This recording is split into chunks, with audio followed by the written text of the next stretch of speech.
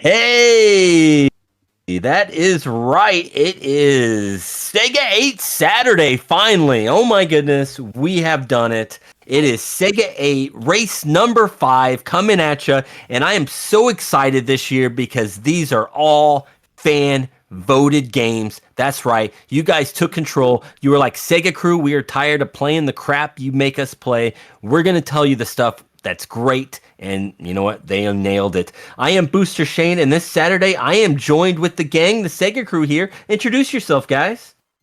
Hello. Oh, yeah, it's Howdy. me. It's Paul.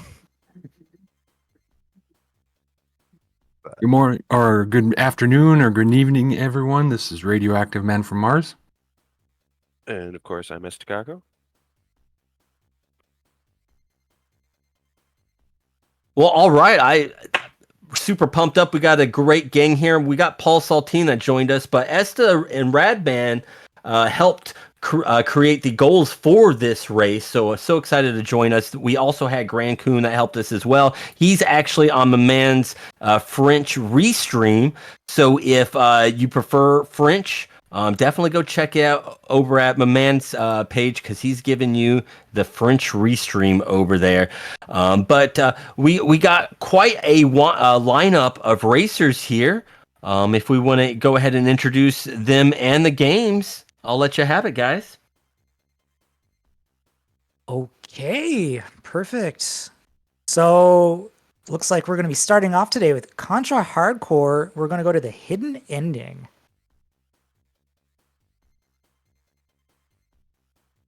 It's nice. It's actually the shortest category for the speed run. So it was really great that we could fit a full game run into here so that people can actually submit some times. Yes, it's nice. It's nice to start and end a race with a full game objective. So this is technically a full game objective, but it's a very, it's like one of those hidden endings. You don't have to go very far into the game to get this one, so it's perfect.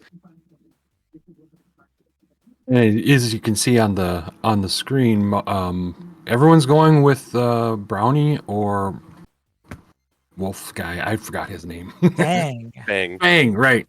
Brownie or Fang. And I saw on Discord, they were talking about only 5.5 minutes for this entire goal. Yes. Yeah, it's a super short one, especially Yeah. if you get good at it.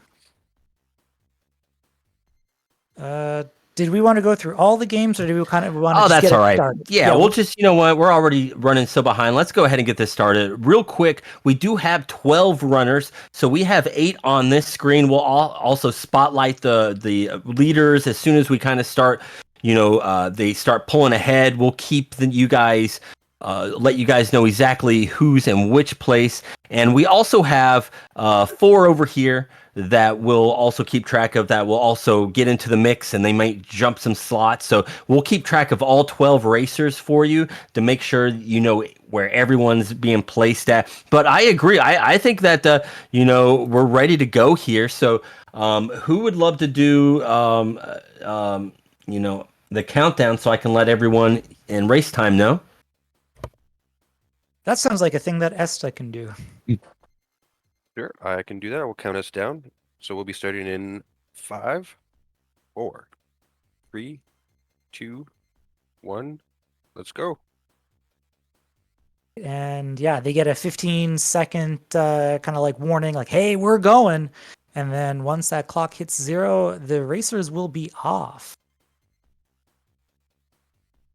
I'm just taking a look at character selection here. A lot of Brownie, There they but it go. looks like Fang, Corbett, Zendi. Looks like they are picking Fang, which is technically Fang is faster. But I believe that some of the runners found Brownie to be a little bit easier in the run. Yeah, Brownie is like a easier, safer method. Fang, for his speed, really relies on a shooting glitch that involves rotating between two different weapons to maximize his DPS. Yeah, I believe it was like you had I think like the rhythm was like BAAA or BAAA and just do it over and over and over.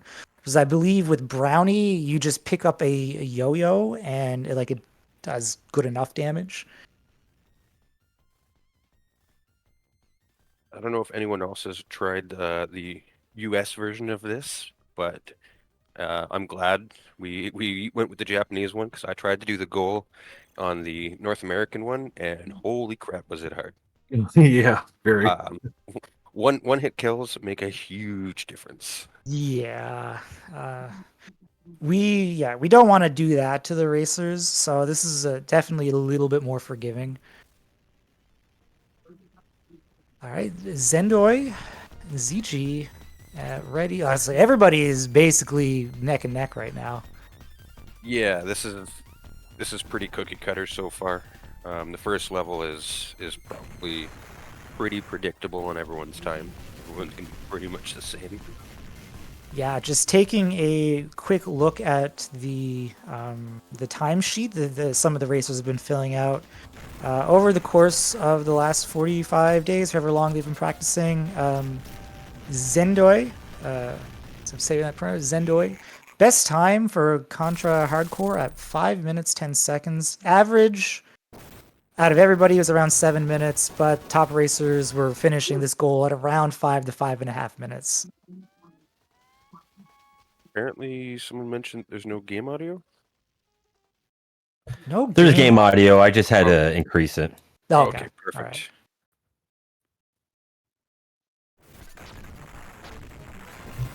So yeah, Zendoi, ZG, neck and neck, and Corbett there too. I would say Becky those as well. three guys, they're going to be head neck to neck all day long.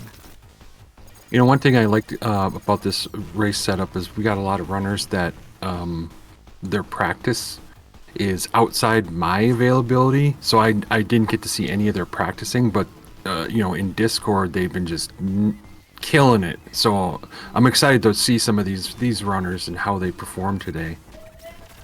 Yeah, a lot of people have been posting their times, their splits on Discord, and just seeing, everybody just knocking their times down. Yeah. And then people being like, oh, hey, I don't think the time's going to get any better than this. And then, like, 5 days later, it's like, oh, got another 20 seconds off my time. Like, they're absolutely killing it.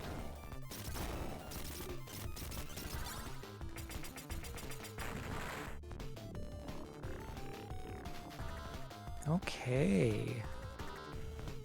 Looks like there's been a bit of a change. CG's fallen back a little bit. Yeah, Zendoi still in the lead. Corbett just a little bit behind. Yeah, it's like watching Red Zone Sunday football here. There's so many things in front of me. I'm just trying to scan my eyes across like 8 game captures here and just trying to figure out who is where. One thing I find tough about being commentator is sometimes you just get lost in watching the race. Yes. Especially with all these screens, you're like, oh, okay, what's going on over here? And that's not even all of them. There's 4 more. Someone said all these screens. Oh, there's even more. Okay, that's 10. There you go. Let's see. Narblast is racing. You'll love to see that. We got a lot of people very close to one another here. Yeah, it looks like Zendoi is the first to the game show here. So this is the basically the hidden ending here. You climb up a wall, and you meet a very strange man who's like, "Hey, you want to fight?" And you go inside of this fight club or whatever is going on here, Japanese game show, and there's just going to be, a couple of rounds of fighting here. See, Corbett is in the fight as well. I think it's 3 rounds. There's still lots of games left for people to lose time in game time. Yep, Zendoi is done Contra Hardcore.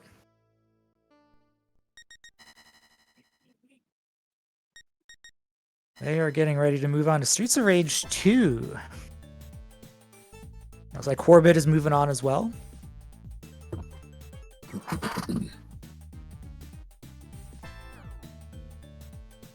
ZG and Ready are neck and neck. They're going to be getting ready to move on here in a moment as well. Streets of Rage 2, the goal is to exit the pirate bar. Yes, and So I think did it. most people are going to be picking Max. There might be a few Axles. Yes, so Max is the strongest character. He's very, very slow on the ground, but he makes up for that in absolute power.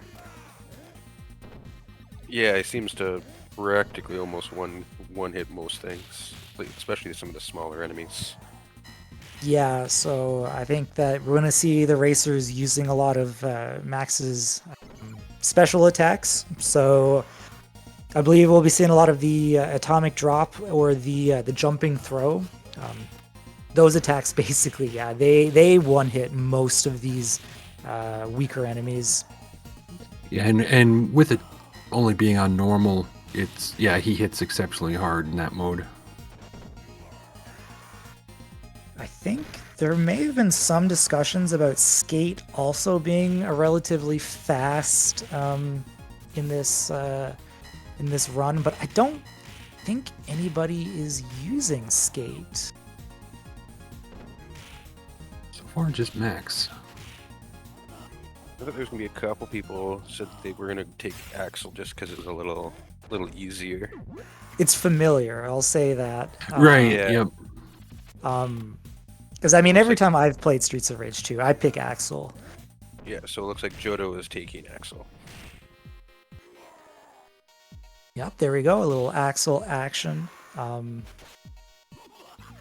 Yeah, I mean, Axel certainly moves across the screen faster. See, I personally would have went with Axel just because his uppercut is extremely easy to execute. So being consistent with it just is an easier choice for myself. That is true. When I was playing around with Max right after the game reveal, I was trying to do the atomic drop and the jumping throw. And while I don't think it's like super hard once you figure it out, yeah, the Axel uppercut is like super easy.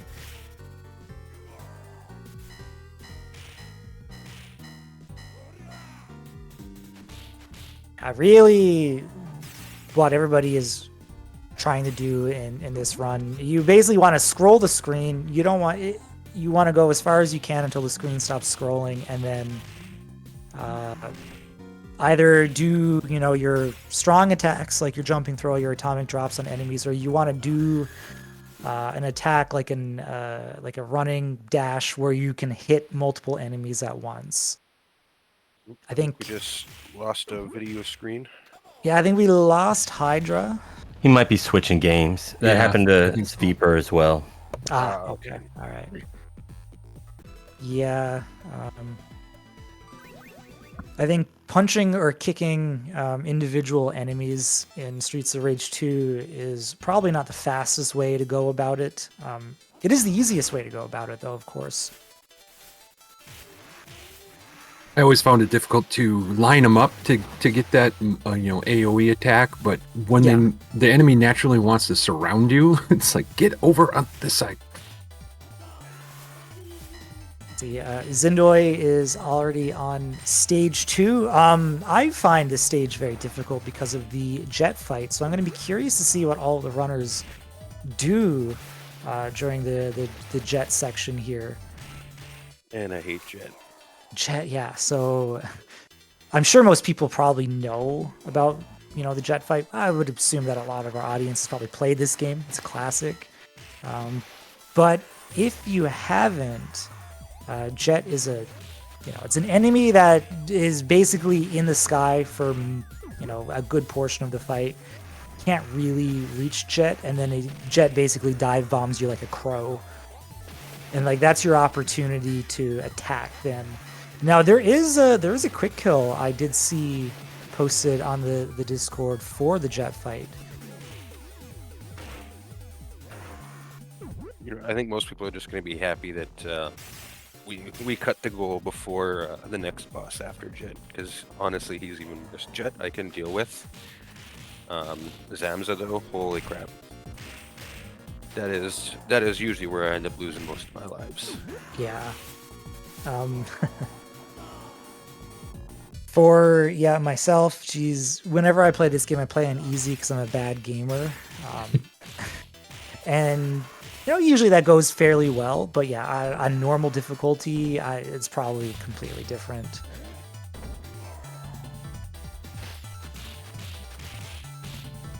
Yeah, just looking at everybody's times here for Streets of Rage 2, looks like the best time that was recorded was a 6:50 by Brady-O, and average time out of everybody was about 11 minutes, with our top runners in around that 8 to 9 minute mark.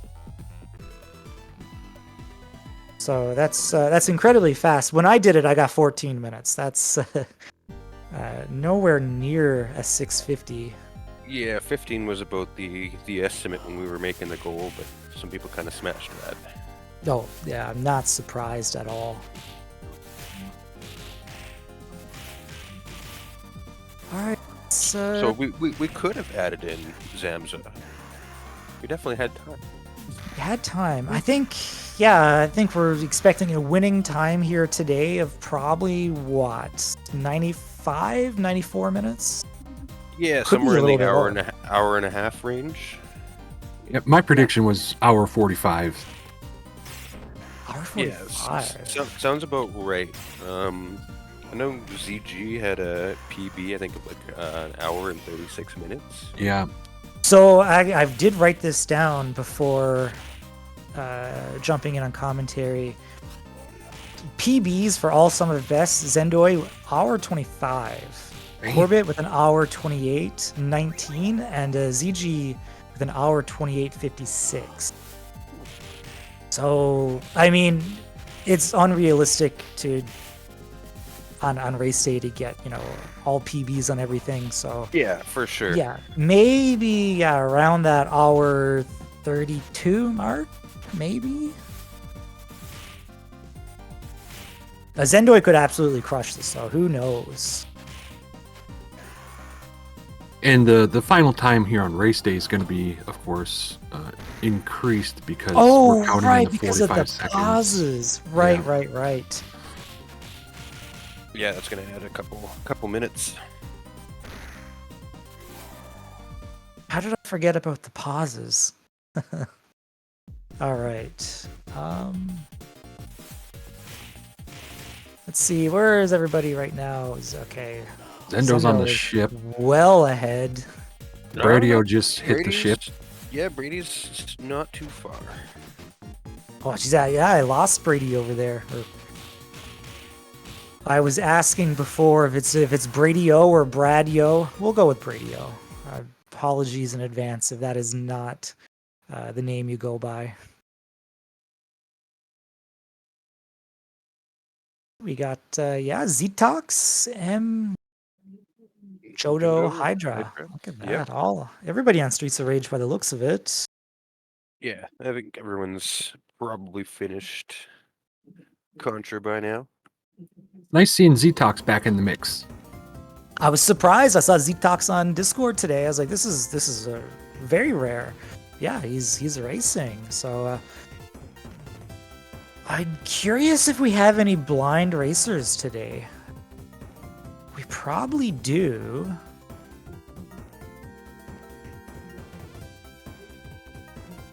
So Zendo already on Ristar. Yeah, he's just mowing through these games. Yeah, and they are started. Goal is defeat. Is it Adahan Falls? That's correct. Yep. It is. This is a cute, fun game. Honestly, It has its quirks. It does. It really does. There's a lot to like about the game. There's definitely a couple things that can be frustrating. One of the main mechanics, the whole spinny, I can't get that. I'm sure if I practiced enough, I could get it down. But Oh, you mean like the spinning off of the posts into the like right here? Yeah, reliably making it go where you want to go. Definitely takes some practice. Yeah. I hadn't ever played this game extensively until we were figuring out the goals, and this is a fantastic game. It looks great, and it's incredibly charming, fun game. It is, and the soundtrack is wonderful. Honestly, it's great. It's great. It's colorful. It's nice. Do not know about the difficulty of the game because I've only maybe got through about half of the game. I don't know if it ramps up in difficulty later on. It's not like a super easy, but it's not, it's not like the hardest thing in the world either. Right, a good balance. Yeah. Looks like we've had a change up for second place, though. Oh, yeah, we got... Brady is in second? Yes. Corbett looks like he's in third. And ZG is just loading up Ristar or Ristar. I apologize. I have no idea. I know that there's a lot of discussion about the pronunciation of this game. Hydrosity.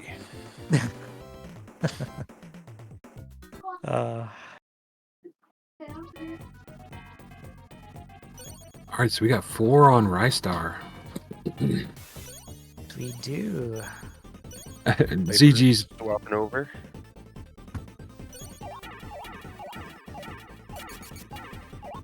We got a question in chat about where Grayskull is on the race. We'll check in on Grayskull here in a second.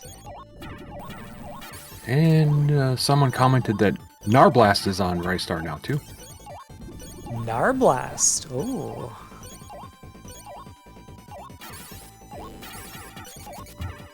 Grayskull is about to start Ristar, or Ristar, as JKL has gravely pointed out. Yes, Sviper, same thing. He's about to jump into this game. Yeah, just looking at some of the times that racers had posted for this. Best time was at 11:46 by Harem Scarum, whom I do not believe is racing today. They are not. No, what? Yeah, One thing to average also keep in time. mind is we do have SEGA8 on the SRC boards now, so anyone can do the SEGA8s whenever they want and submit their times. That's right. If you see this and you it's like, hey, I'd like to give the games a go later on today, tonight, tomorrow, then by all means, you can submit it to the SRC board. I believe that Patak is taking care of all of that. Yes, you'll find it listed under multiple Genesis games, I believe. Apparently Corbett Also- had a pole skip, which it's just good to know because I know literally nothing about the tech in this speedrun, so it's good to know that, okay, there is a pole skip and Corbett got it. Yeah, there's another one in the music level, which is kind of difficult. Looks like Zendo and Brady are on the same boss fight right now, so they are right up against one another. Neck and neck. Even the water's almost matching.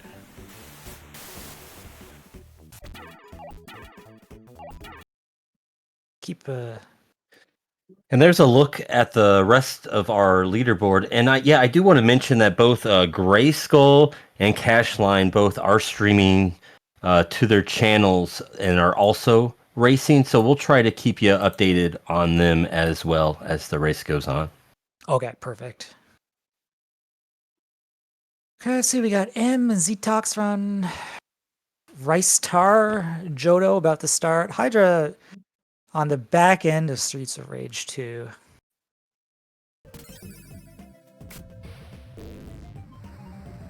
Oh, wow. Yeah, neck and neck. Zendo, Brady. Trying to figure out who's ahead here. Might be Brady, honestly. I can't tell. Everything looks the same. Yeah. I need a screen transition or something here. Well, Brady is fight. Oh, Oh, Brady with the death. Okay. Mm. Well, if they were ahead, they may not be anymore. he's fighting the snail. But only the third game in, so a lot can change. A lot can happen. Oh, absolutely. There are some games further down on this list that are absolute run wreckers, and we'll talk about them when we get there. Yeah, one in particular. I was lurking on someone's stream, and they were cursing out one of the games coming up. So it's kind of funny. I don't know. I know there's a lot of. I mean, okay. I'll wait till we get to that game. Okay, yeah, no spoilies. Right. I mean, looking at the list, there's a couple of games here that I think could make your day a lot worse, including the next game coming up. Looks like Zendo's got a sizable lead now.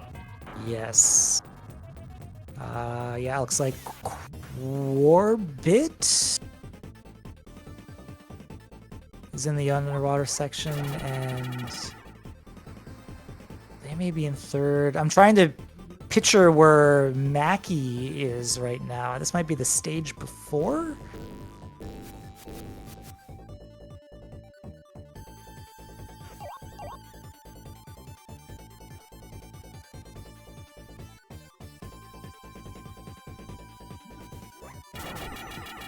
Okay, yeah, no, okay, I see where Mackie is now.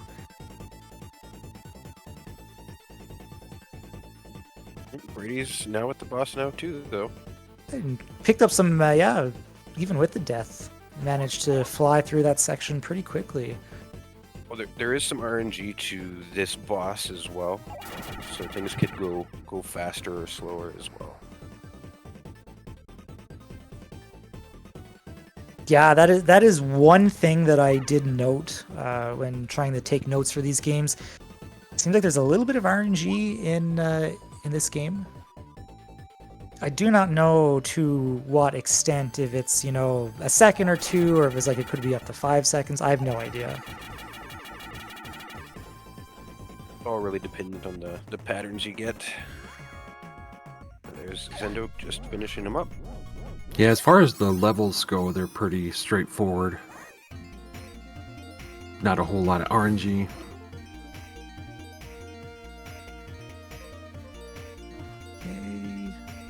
And if I remember correctly, when we were figuring out goals for Ristar, we purposely extended it just because of the fun factor of the game. It is a fun one. If you're into platformers, you're gonna like this one. Mm-hmm.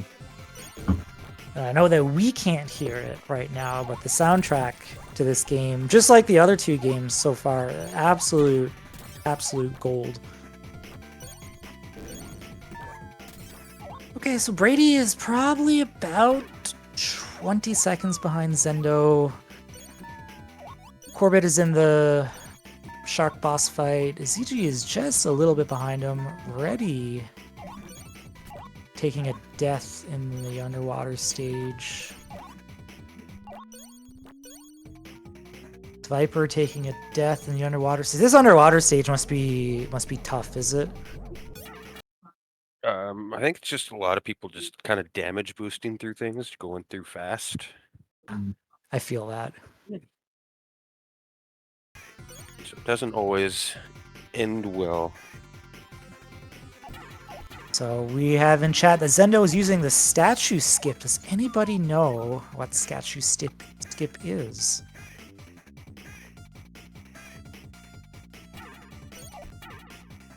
No takers on statue skip. No.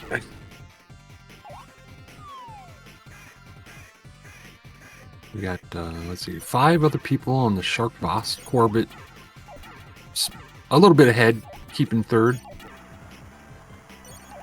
If you carry the statue to a certain point, you get a shortcut. Got it. You know what, Kitten? Thank you. I think that's good enough for my understanding. I noticed that Brady's on this boss here, and Zendo just got past it. I was looking at this morning. This is it's not an overly difficult boss, but you gotta, I don't know if this pattern is RNG or if it's the same every time. If it's the same every time, then I guess it's, memorization. You know where each hit is supposed to be. But if it's RNG and it changes during every boss fight, then that's actually can be a little bit of a high stress in a race situation. Kind of just doing almost like you gotta keep an eye on a pattern and then repeat it. It is RNG. Okay. Yeah, I think it's one of those things, if you're just sitting around doing, PB attempts for this game, it's probably no big deal. But if you're in a race, maybe your mind is flooded a little bit. Maybe something didn't go so well. Having to keep eyes on that and then, trying to, memorize a pattern, it might not be the easiest thing in the world. There must be some sort of cue to know what order it is. When I was watching Bradio do it, it all looked the same to me. Now we got A nice little boost of speed when he was. Let's see if Brady does the same. Oh yeah. Oh, nice. Same thing. Yeah, just flying through there. Piece cake.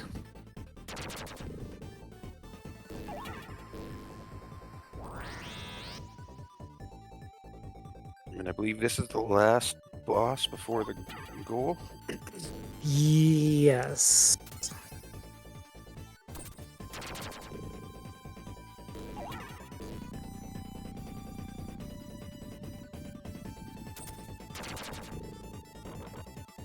Let's see. Yeah, the mechanics in this game are really interesting. Grabbing onto things to pull you up towards the boss. That's yeah, I guess it could be frustrating if you can't grab on. Just like, nope. And Zendo was done.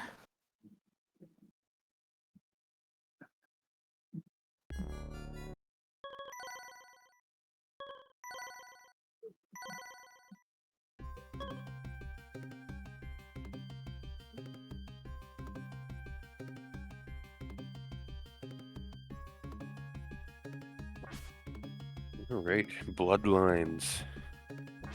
Yeah, Zendo giving us a sneak peek to the next game. Curious when it comes to Bloodlines.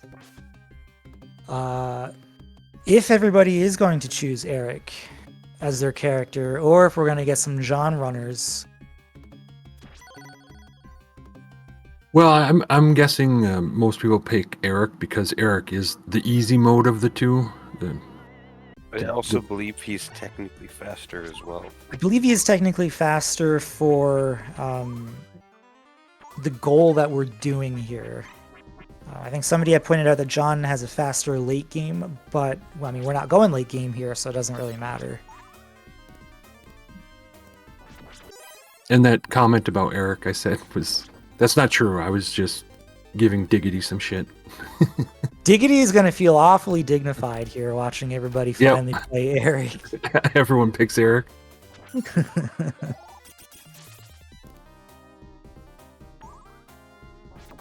All right, it's like Brady is coming into Bloodlines. Corbett and ZG on the final boss fight for Ristar. Narblast. Looks like Mackey's in that fight as well. Yep. Looks like Mackie just finished it. Yeah, Mackey just on finished. the Bloodlines. Actually, Mackey and Corbett are neck and neck right now for third place. I'm wondering if we're going to see a sprite crash on the first level by anybody.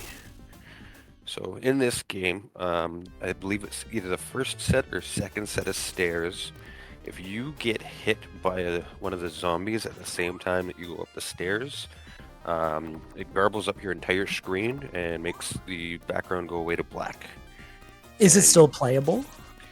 Technically, yes. You can Technically, go. yes. You can go through the rest of the level, and Okay. it will fix itself. All right, we'll keep an eye on that. That would be... I would shit my pants if I were a racer and that happened. It's very situational. Not a single John Morris yet. Everyone's going Eric. This is Diggity's best day of his life to date. So yeah, we got Ready going into Bloodlines. ZG Mackie going in. almost had it, except it was on the wrong set of stairs.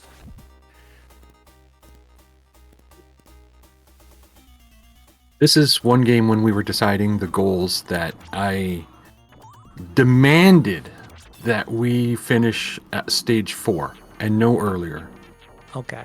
Because I wanted to put the racers through the clock tower, the blades, the pistons, all that stuff.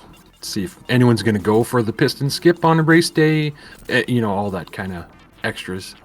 So I was, It also made sense because this is the only game that's been featured in a previous SEGA8 race. That so is the true. fact that people demanded more, we had to give them more. I think by the looks of what people were talking about on Discord, I think we probably will see some attempts at the stage 4 zip. So yeah, see when we get there. Apparently it's safer if you are playing as Eric.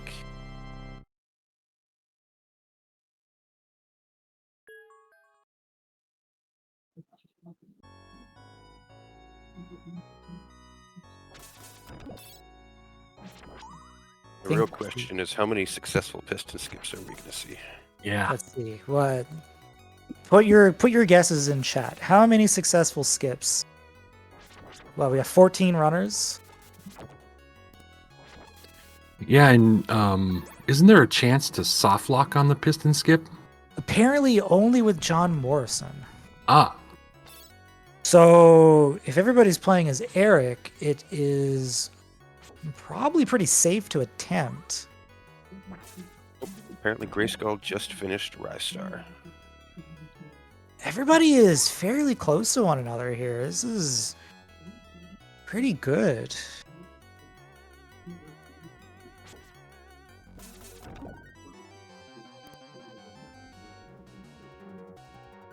Okay, yeah, that's what it is. Eric can jump out of the soft lock and recover. oh, okay. Perfect. Yeah, so I mean, there was some discussion amongst the runners about the difficulty of this game. I personally find this game very challenging, honestly. So I don't know how many of the runners are counting candles in their head right now, but I believe to get your weapon powered up, you need to get 30 candles with gem drops. Yep. Is that correct? Yep. And candles with items don't count. I know. Redo that boss because he died. Ooh, and Corbett finished. ZG, Mackie coming up. Yeah, and I know. I believe Corbett. I believe Corbett and ZG are using a tactic where they purposely lose that more powerful attack, just so once they hit that 30th candle and get it back, it's right before that giant golem boss to ensure. Right. Because Eric and that golem boss powered up is not even a challenge. Just it's like shredding paper. Right. Yeah, it makes the count a little easier. We got to switch up. Corbett is now second, and Mackie is in third. Oh, all right. Mackie, Zendo, Corbett. Oh, we got Mackie here twice. Booster's working his magic. It's fine. Blast CG. moving on. Narblast's going to be another Eric. Yeah, I don't think we're going to see. Probably not going to see John here today. Nobody likes the whip. If I'm playing this casually, I'm sorry, Diggity, but I'm playing as John. Yeah, Diggity, I noticed that too. Nobody's despawning that mid boss.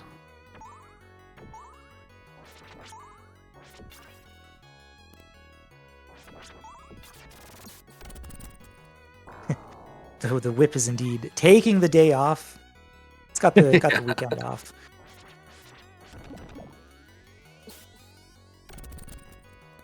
Just looking like during practice period, ZG managed to get the best time for this goal at 15 minutes 58 seconds. Average time out of everybody was 20 minutes 37 seconds. Top runners were kind of clustered around the 16 to 16:30 mark.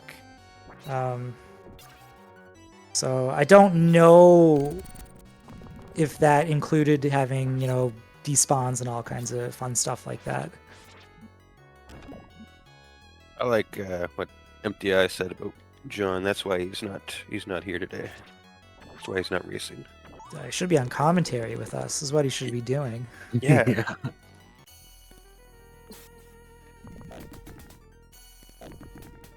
I was watching Zendo go through that last section. His platforming is tight. Yeah, so I'm taking down the pillars without even worrying about the skeleton snakes. Yep. Because only their heads have a hitbox, so he's just hopping over those and continuing on. This water auto scroller I could do without. Yeah, agreed. Yeah. As long as, nobody ends up too much in the drink, everybody should be happy here. Or too high up in the screen, as we've found out also kills you. Yes. Yeah, Zendo had my heart stop for a second, because when he was on that pillar boss and the water was still descending, he jumped right into it. It's like, oh my goodness. But must have been the perfect amount of water to stay alive, because it didn't affect him at all. No fear. Yeah. Yeah, Zendo is on to stage 3. Everybody else on the water sections here in stage 2.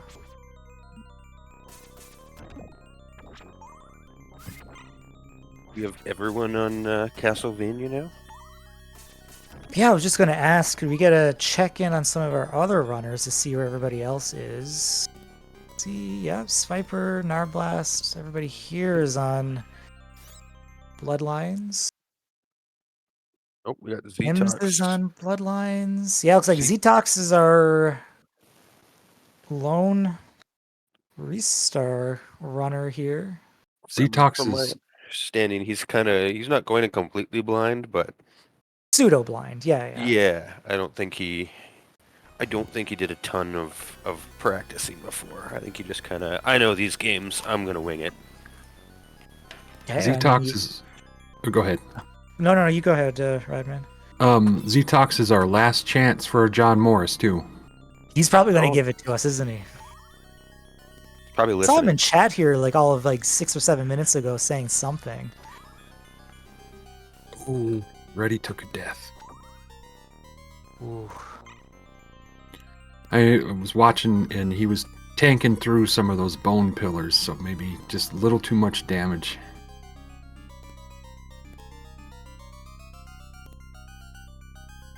And already climbing up the tower. This was initially where I suggested the goal end, but Radman was very adamant that we extend it. Is this... this is up there with probably our longest goal. Maybe World of Illusion is it's a hair longer. For time wise, I mean, not game wise. Yeah. Yeah. I would have loved to see this one be a full game, because we tried to have at least one game a full game finish. I would have loved to see this one, but the Maria fight would have just drug it out too damn long. Geez, isn't this like a Refights wouldn't be fun either. As a runner, you're just like, let's move to the next game instead of Right. refighting all these bosses. So yeah, but it is a great full. I mean, there's people, and I've said it before, that is this the best Castlevania game? That's You could say yes. I mean, no bias here, but I think this is probably better than Super Castlevania. Yeah, I would agree on that. Same here. Not that Super Castlevania is bad by any means. No. Take what we say with a grain of salt too, because we're commentating on the SegaCrew channel, not the Nintendo Crew channel. I think we squeezed all the auto scrollers in though, so that's what counts, right? Someone's asking who Zetox ended up choosing for Castlevania. Yeah, can we get just a check-in on Zetox to see if... John Morris. Oh, John got called into work. No. Not even supposed to be here today. Well, there we go.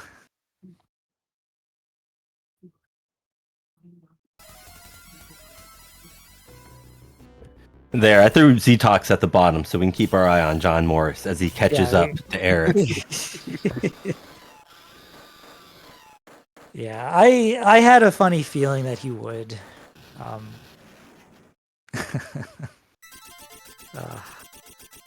Something about the whip, though, it just feels right. I understand.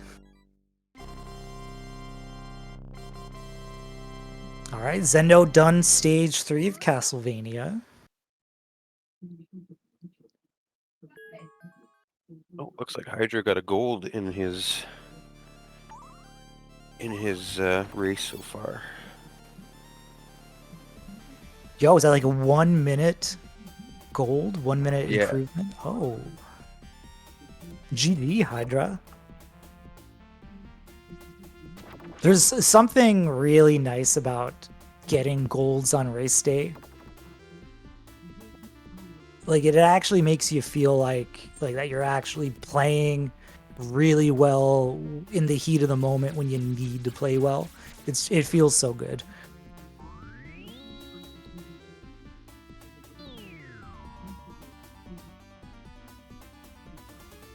No, it seems like nobody's even able to put pressure on Zendo right now.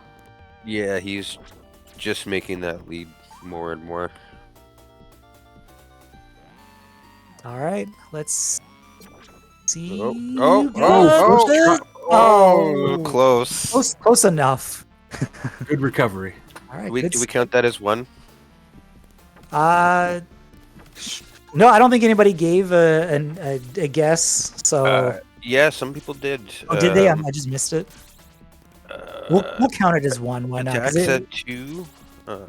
Ralph said 3. Doc Vape said 7. 7. Whoa. Well, anybody that's actually played the game, how difficult is this skip?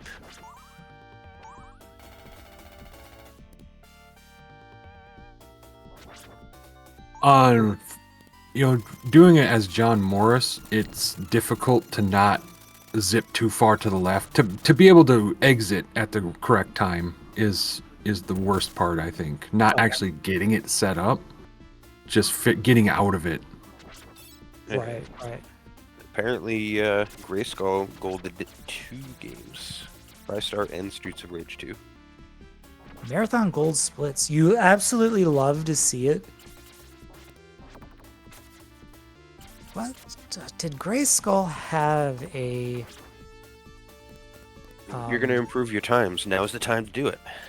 Yes. Yeah, it's now or never, right? I just want to see, did Grayskull have a page on the spreadsheet? He did not. So...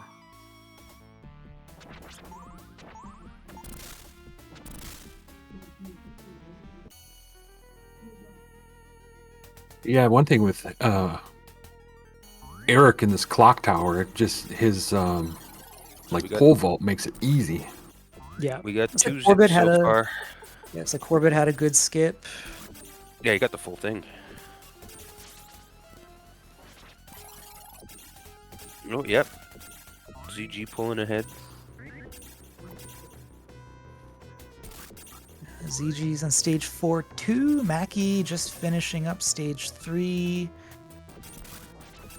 Now we just need. Yep. Oh, go ahead. No. I'm just browsing the. Okay, ZG. Skip. Yep. Got it. Has 3. 3 for 3. I was thinking 7 was a little high. I was going to take the under on that, but I don't know. 3 for 3. That's pretty good. Thanks, and this basement is not clean.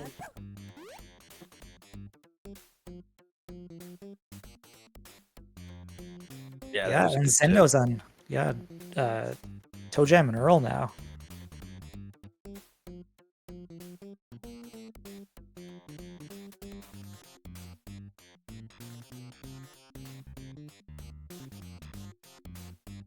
Yeah, so Version mentioned that Grayskull is actually 3 minutes ahead of his PB currently.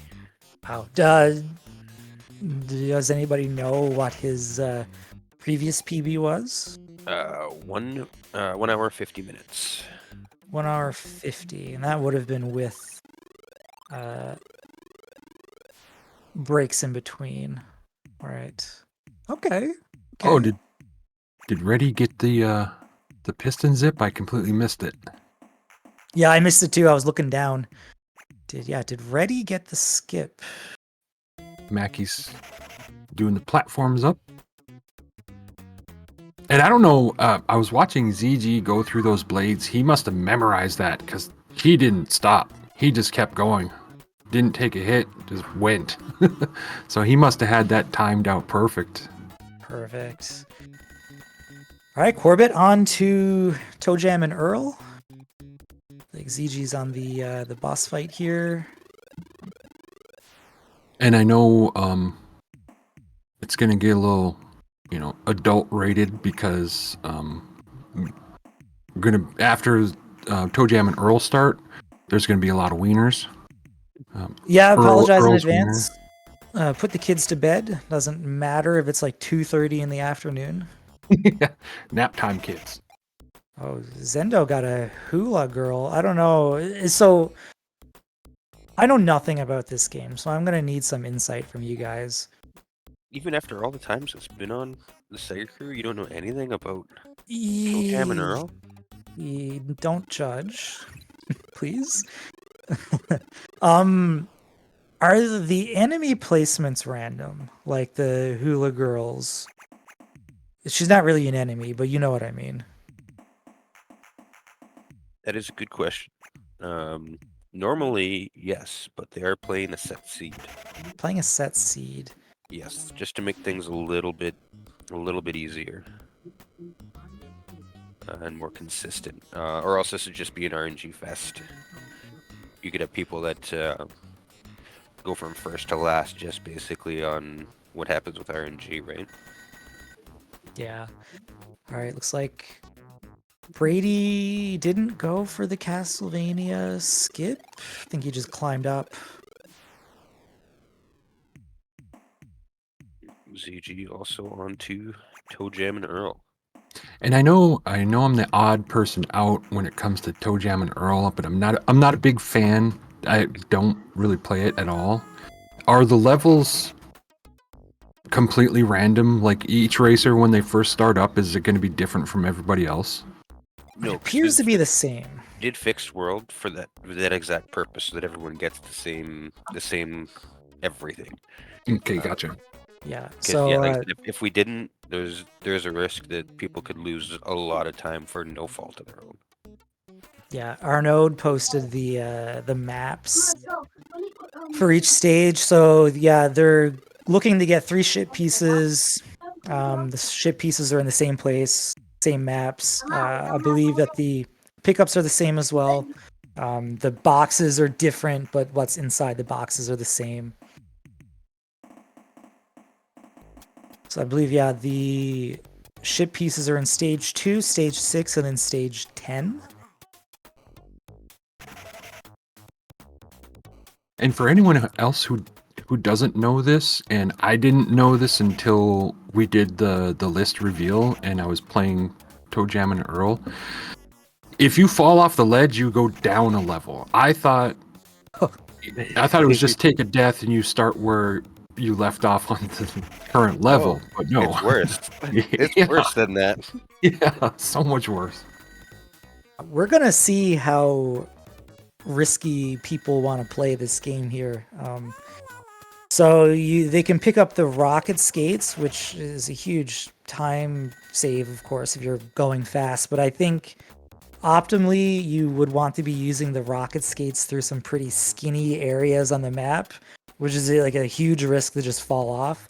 I didn't know that if you fell off, you went to the previous stage. That actually sucks. Well, I mean, it's a yes and no. I mean, you don't take a death, so you're not going to lose the game, but you do have to run back to the door of that level you just beat. So I don't know how much you guys know about this goal or strategies. As somebody who is so unfamiliar with this game, I'm not sure about what people are trying to do here, or what's optimal, what's not optimal. Well, as you can see with Zendo, he's flying off into space. Yeah, he's saves flying time. into the ether.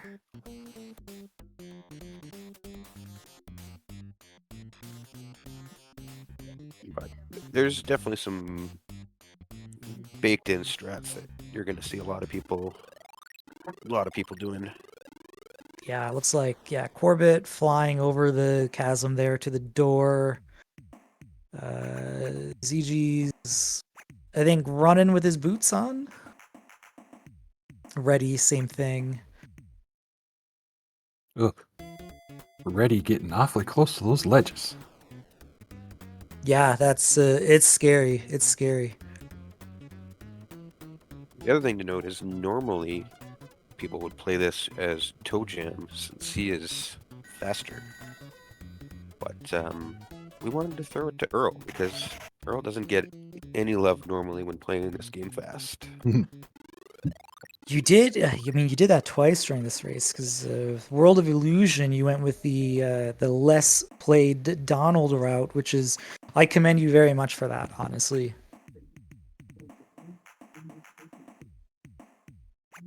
Yeah, we wanted things to be a little bit different. And that makes it so that, because most people are going to be more familiar with Mickey Road anyways if they do run the game, so Yes.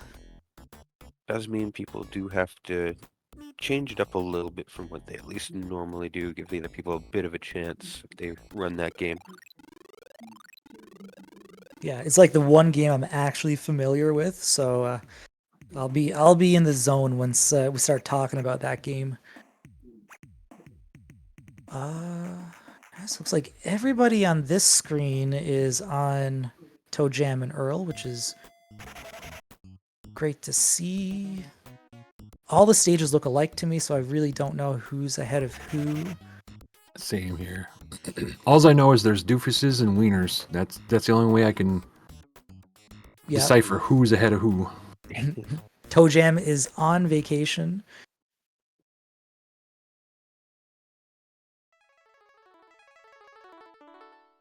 And yeah, Zendo done ToeJam and Earl, moving on to Wily Wars Mega Man 1 and Mega Man 2. The luck of the cursor. Yeah.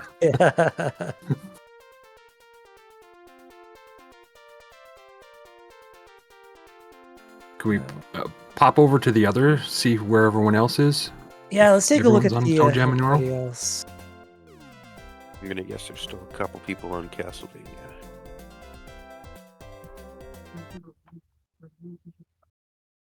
See, yep, All four. Castlevania's over here. It's like, yep. All right, so I'm actually really curious to see what everybody chooses for their path on Mega Man 1 and 2. I think there was common consensus that for Mega Man 1, it was best to do Gutsman and Cutman. I believe that's correct. Yes. But I think there is a bit of discussion about which two to pair for Mega Man 2. So I think Metal Man and Flash Man was talked about quite a bit, or Fire and Bomb was as well, and then Air and Crash Man. Oh, But do not know who will pick what. so I thought this was a really neat goal that gave people a lot of choice and routing options. I agree. I think 2 games for the price of 1 here, and basically the world is your oyster. Do you go for 2 stages that are relatively short? Or do you go for, getting a power-up that'll help you melt through, the second boss? There's also items on top of that. Some bosses give you items that'll help you in certain levels. So Right. another thing to keep in mind when choosing what bosses should be done in what order. Like, yeah, Corbett is into Mega Man as well. Also choosing, looks like the same path. Yep. ZG about to start Mega Man, or Rockman, however you wish to go about this. This is one game that I kind of stayed away from the Discord just because of all the different combinations that the racers could have took. I just wanted to kind of be surprised on race day. I really am curious to see how much people deviate from one another here. And I'm thinking we're going to see more of it in Mega Man 2 rather than the first one here. Yeah, I think that it was pretty cut and dry in Mega Man 1, which 2 robot masters to go after.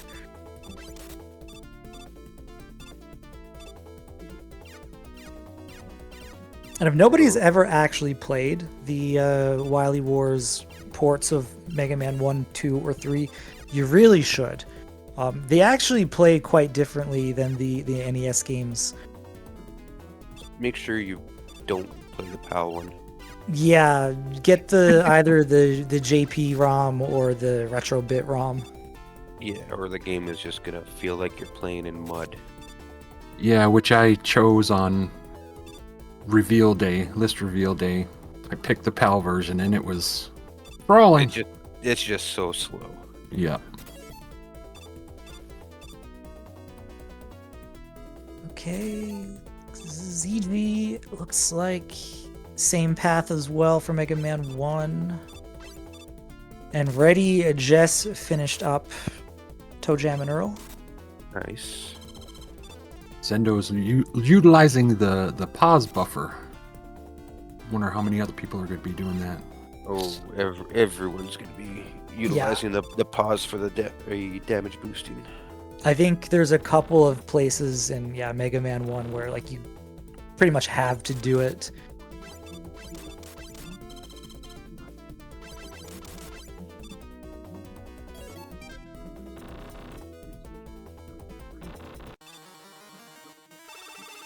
I'll say whoever chose the instruments to use on Gutsman's track should really have listened to the track and then made some different decisions. I don't know who thought it'd be a good idea to use a car horn. All right, Zendo picks Metal Man for Mega Man 2. I believe, and I'm going to out myself as a horrible gamer here now. I have never beaten Mega Man 2. I've only played it very briefly. Is it true that the Metal Man Shot power-up, which is a name I do not recall, is absolutely overpowered and it is broken? busted? Yeah. Yeah. It's super effective on a lot of things, especially when you get into the Wily stages. It's pretty much mandatory. Good. And they didn't fix that for this for Wily Wars. I would imagine probably not. That's too much of a No. fix. The other big benefit to metal as well is I believe it's the only thing that you can shoot on a diagonal unless you kind of count airman. Right. Because Yeah. they shoot out and then they kind of go up on an angle, but Metal Man you can basically shoot in any direction. Yeah, it's got 8 different directions. So that alone makes Metal kind of overpowered just to have that capability. Corbett taking, Metal Man as well. I did see that he took a couple of seconds there to get an extra E-tank. I do not know if Zendo did that or not. I missed it. So a little bit of extra safety for Corbett, just in case.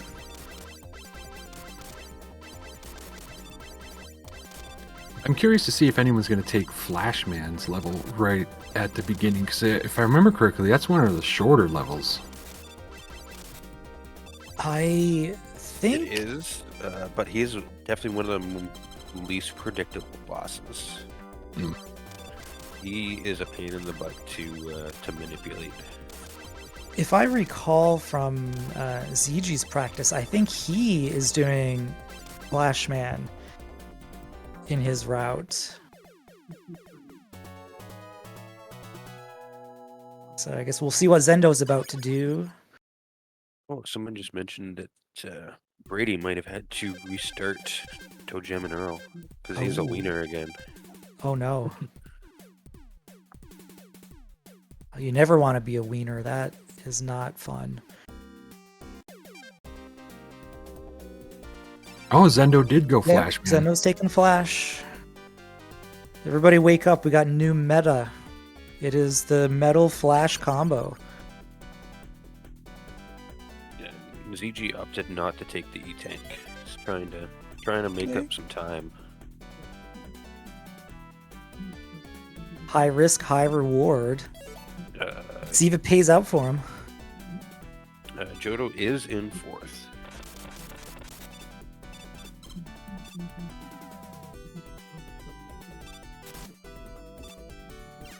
No, I believe Reddy Nope, is in nope, fourth.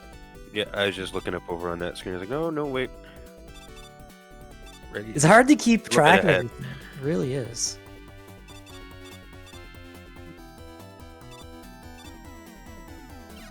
Okay, Corbett about ready to make their choice. Let's see.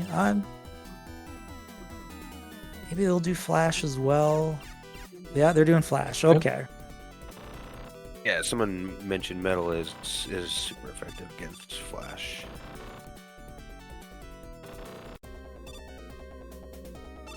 It really is. Yeah, pick your poison here. What can you take care of easily with your Buster? And then world's your oyster. I couldn't do Quick Man's World without Flash's stopper, just in casual play, and some people doesn't even bother them. See, Zetox Still still whipping it up. making John work. Man, he just wants to go home and have a beer. But, he's getting pretty close to the end here. That's stage 4-9. Zendo onto Xenocrisis, and he's picking the blue male marine instead of the green one. Yeah. Figured out that you can change colors. Oh, okay. Yeah, ZG also on Flash. It's Viper starting Mega Man 1.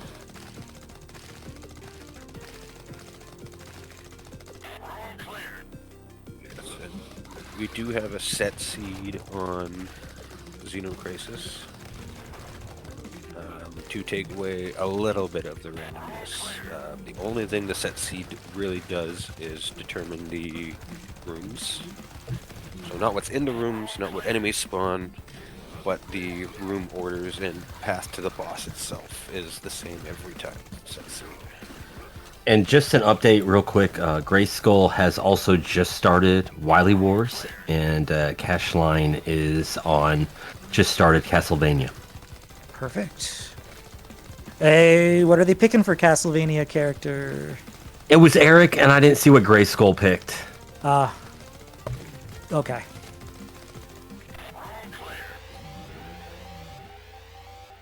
Yeah. So okay, Xenocrisis. We gotta talk about this game. What's there to talk about? It's a great game. Everybody loves it. Yeah. I have a question. If you Yeah. Go ahead first. You ask the first question. is there a difference between the male and female characters? Because I know Corbett took female Marine. So, the female starts with a speed upgrade, where the male starts with an ammo upgrade. And one thing to note, though, ammo upgrade costs 6 dog tags, where the speed upgrade only costs 5.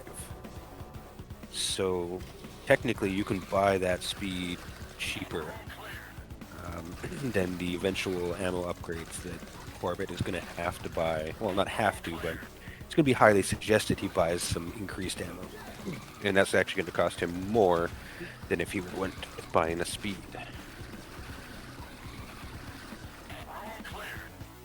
Interesting. My first question is, did any of the people who voted for this game, are they actually running today?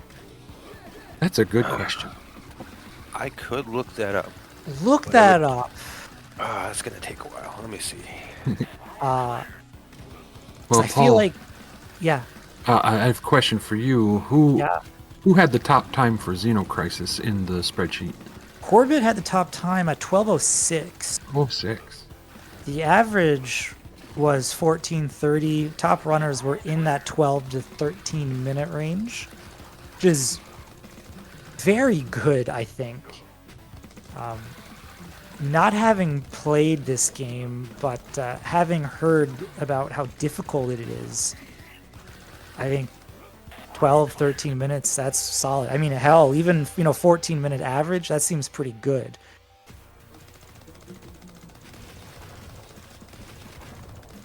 Okay, And this- so Brady is one of the ones that voted for Xenocrisis.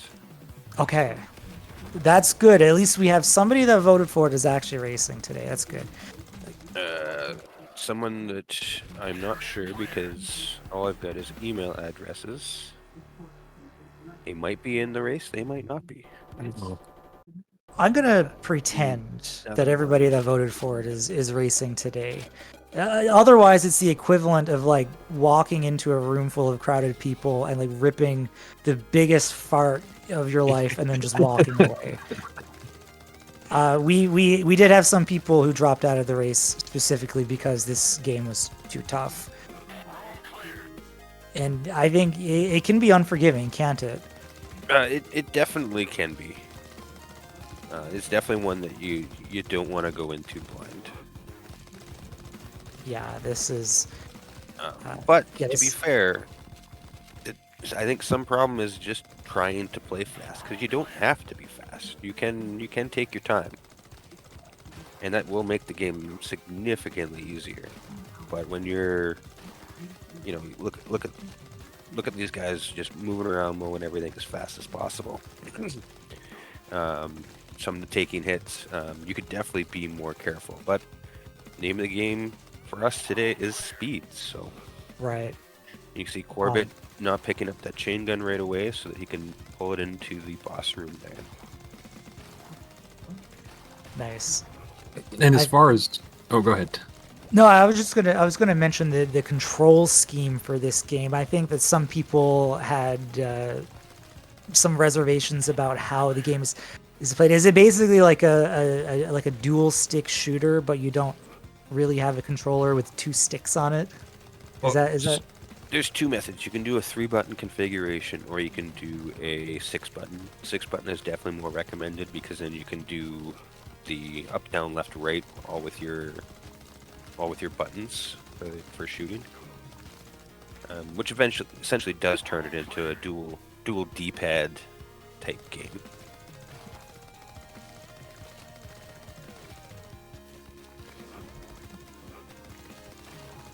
This is certainly an interesting type of game. I know I had mentioned earlier that the Smash TV style games, not necessarily my jam, but I don't know, there are a lot of people who really, really do like this game. I mean, clearly it was voted to be on the list. So there are some people out there who absolutely adore this game.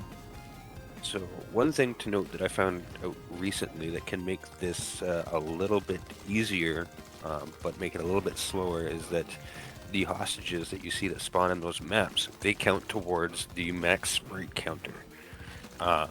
So there's only so many enemies that will spawn into a room at a time, and those hostages count towards that number. So if you leave 2 hostages and don't get them right away, you can prevent 2 extra guys from coming in that normally would. Okay, yeah, because Esta is very well knowledged in this game, by the way. Zendo took a game over. Is that... Now, it looks like they spawn back in the same room. Is that just the game being the game? Like, Yeah, so you start with 3 lives, and when you die, you just start back in that same room, exactly where you left off. okay. Essentially, you're in the game. They call them elixirs. You're basically taking a magic potion to keep going. Right. We won't spoil anything of this game. Esta was telling me about the ending of this game. If anybody wants to get overly mad at the end of a video game, by all means, play this game. Yeah, it's a rough one. Yeah, I won't spoil it for anybody in No. case nobody has played it and they wish to check it out. Gentlemen, I will be back in like 2 minutes. So just tell the racers not to finish the race without me. Okay. Please and thank you. I don't think we have any risk of somebody finishing within 2 minutes, but Yeah, I think we're okay. All right. Be right back. Yep. So another thing about this game, as the racers were going through it, preparing, this game got a lot of hate, and a lot of people were like, why would you even pick this game? This is impossible, especially for a race. A lot of hate because of its difficulty. But you got to give the racers credit for their patience, just digging at it, working at it, until finally they all came together and found this will work. At least we can get the game over with.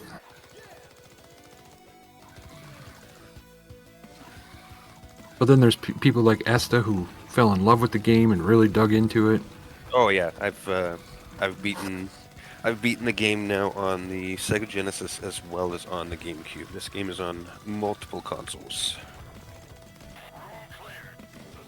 I just don't. Maybe it's my advanced age. I just don't have the processing power in my brain to even handle this game. Just too much going on.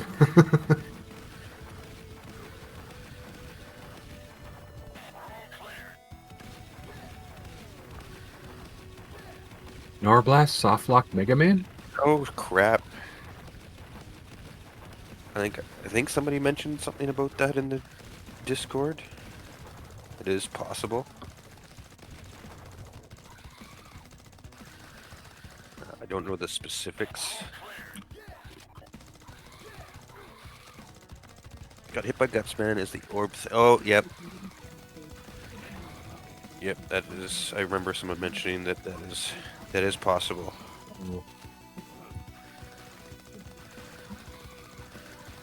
I guess the one thing is that everyone's playing Gutsman first, at least. So it's not like it's true. So that is, I guess, a silver lining.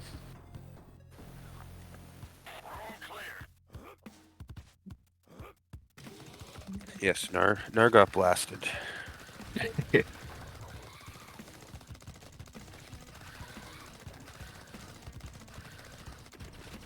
So, which Cthulhu is that? The end of 4? It's the end of the level that the top 3 are on right now. Okay. So, one thing that makes this level a pain in the butt is that those aliens, the runners, when they die, they have like a pink puddle. That pink puddle deals damage even if you roll over top of it.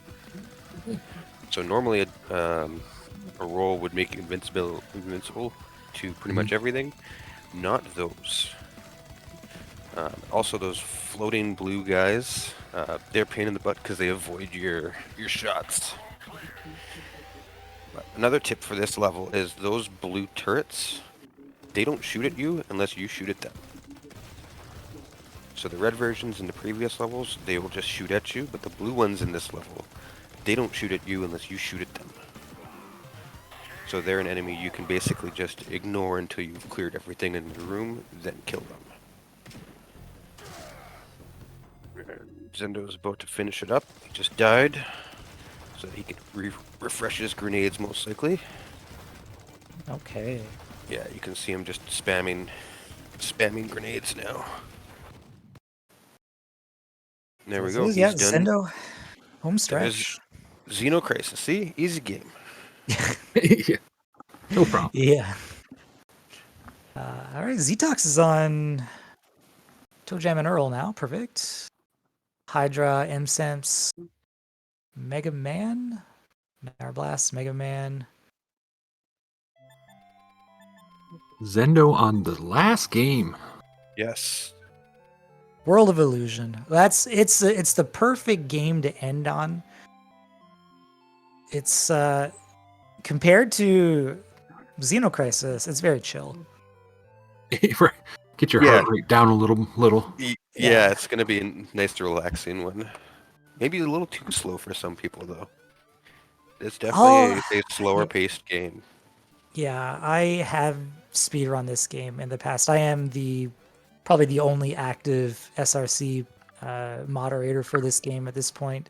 It is the most active game that I mod for by far. So what, you get a submission once every 6 months? I get a submission for this game probably once every week. Oh wow. There's a couple of active runners right now, so I've been clicking off 2 a day at this point. Are they running Mickey or are they running Donald? It's a mix. Mostly Mickey, but some Donald. So Paul, oh yeah. as an expert in this game, are there any major glitches or exploits we should watch out for? No, because the hardest tricks in this game are on the Mickey route. Ah. Yeah. You can't do the seesaw zip? So yeah, the seesaw's up. It doesn't look like Zendo got it, so we'll see when Corbett gets in there. If you jump at the same time the rock hits the seesaw, you get a super jump. 2 super jumps will get you up to the top of that little section fairly quickly. If you don't get it, it's not like a huge time loss. It's about 4 or 5 seconds. We'll see if Corbett gets it here now. The good thing with this game is you don't have to do any of the difficult tricks to still get a very respectable time. Yep, he's got the 1 super jump.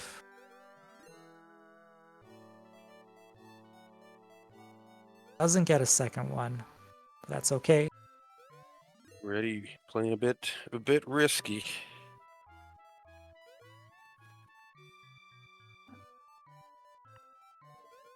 Oh, wow. ZZ's getting on Cthulhu. Yeah, so with Cthulhu, you're actually shooting those little orbs that rotate around him. That's why you go and collect all those in the rooms instead of just running straight to Cthulhu, and you shoot those orbs. So when they're spinning around, you do have a little bit of downtime where you're not dealing damage because you can't hit an orb. So yeah, looks like Reddy is in 4th place here.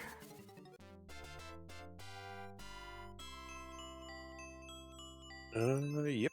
Yep.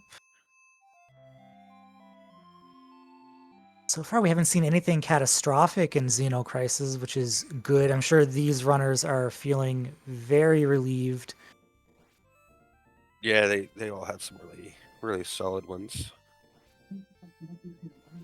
CG using his last life here. and cleans them up with the grenades. So Paul, Yes. what are some of the best times on World of Illusion? Let's pull that up. Let's get specifically for Donald. Donald is definitely the least ran of the two. Sorry, I meant on the spreadsheet. Oh, on the spreadsheet. Yeah. His best time is Zendo 1650.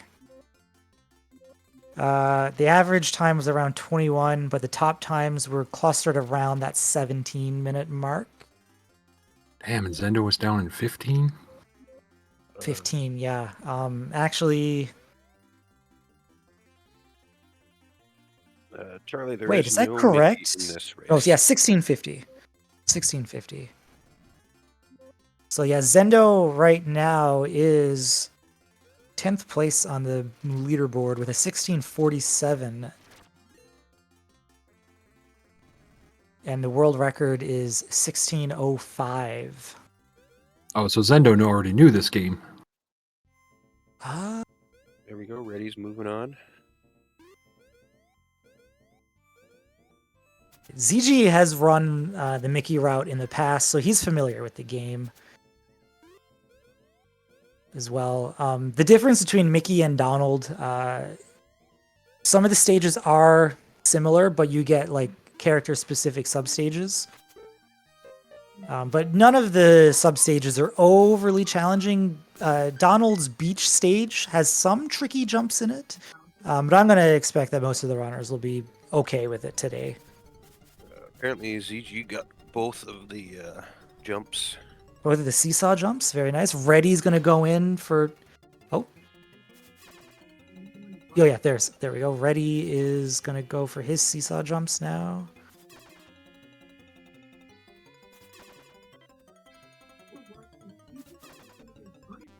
Yeah, the timing of it can be a little funny. You're kind of like, sometimes you'll jump before the rock hits the seesaw, so you end up like just doing nothing instead.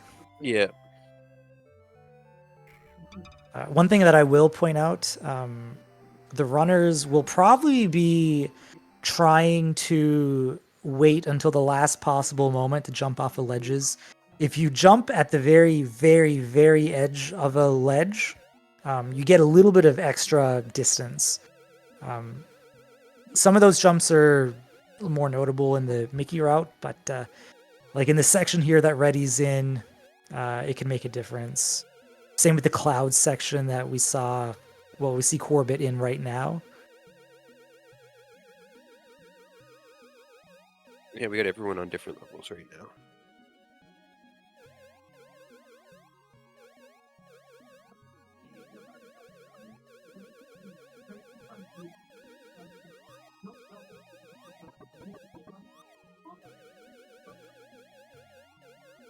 Curious to see if anything bad happens to any of the runners in this game. This is pretty safe run, honestly. It's not really a whole lot that can go wrong here. Nothing game ending really. Just Not that'll really. cost you time. It's very forgiving, and maybe that part of that has to do with the fact that it's targeted towards children. Yeah. Not that that changed anything in Castle of Illusion. There's some really difficult spots in that game. I mean, we played Lion King. That's for kids. Well, yeah. Yeah, so Zendo right now is in probably the part of the Donald. Oh, Zendo takes a death. I don't think that's going to be enough, though. It's not going to be enough, but It's going to cost them probably a good 20, 30 seconds. yeah.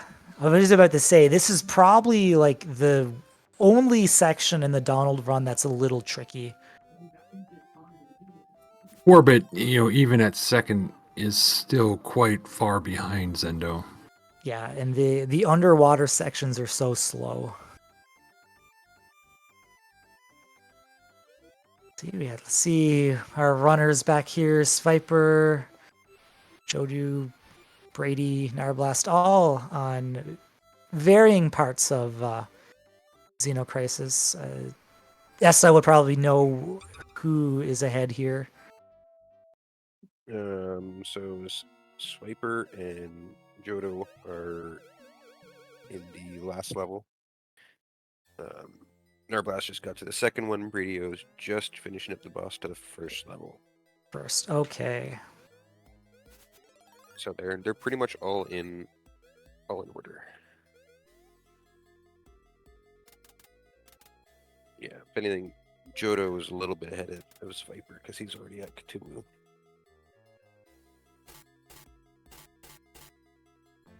But if you've saved your grenades, purchased any sort of grenade upgrades, and have a life or two left, he's pretty meltable. Gray Skull also right around Swiper Jodo time. Perfect. So he's just finishing up Xenocrisis as well. Yep, Sendo about to go into the shark boss. Yeah, there is quite a bit of a distance between himself and second place at this point now, so I guess the real question is 126. 135 pace, he's definitely on better than 135 pace.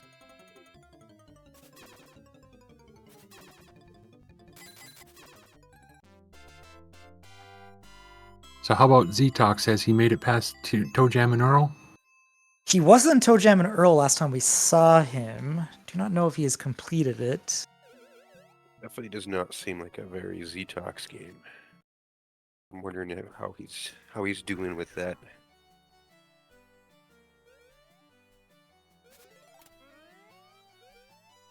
Jodu starting World of Illusion. There we go. I caught Zetox a few times, and he kind of seems impartial to Xenocrisis. Wasn't too easy, but wasn't that hard type of situation. It's a game. It's a game. Water review. Put it on the cover. This is a game. I think that's on the cover of most games. All right.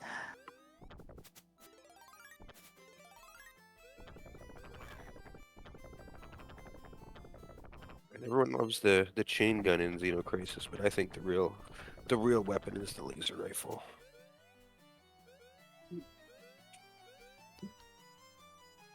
Laser rifle goes through everything and one-shots everything.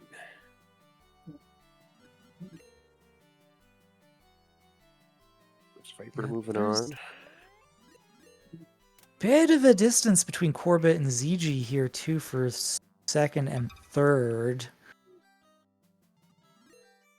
It's really hard to gain time in this game. You're not really gaining time, it's other people losing time is really what's gonna make the difference by the looks of it. Yeah, the one big difference between the Donald and the Mickey route, which makes the Donald route a little bit easier, is if you come to this stage that Corbett is in right now with Mickey, you need to make 2 frame-perfect jumps on the staplers to save a decent amount of time in this room. You don't have to do it, of course, but it's a huge time save if you're looking for a competitive time in this game. You definitely want to hit it. Donald, you don't even have the jump on those staplers, so it's like you don't even have to worry about it. I think the seesaws was really the only thing that people were going to gain any real time with. We're well beyond that now. Yes. There is technically a way to skip one cycle on the boss that Zendo is on right now, but I do not believe that they got it. It literally, you're splitting hairs at that point. It saves like a second. That's about it. Gray Skull is also on to World of Illusion, so sounds like he is basically in 5th. See how Ruddy does down here on the beach. Oh, going for the invincibility pickup. These fish, they can be tricky. That's probably not a bad idea.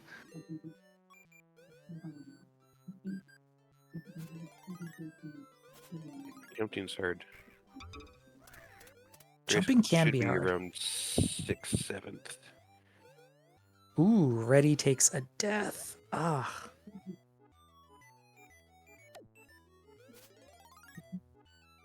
So do we have any proof that Zendo isn't a cyborg? No. No, anybody in chat can confirm or deny. I don't know. I mean, AI has gotten better in the past couple of years, so see. He's just doing this effortlessly. At about an hour and 31 in, Zendo looks to be on sub 135 pace.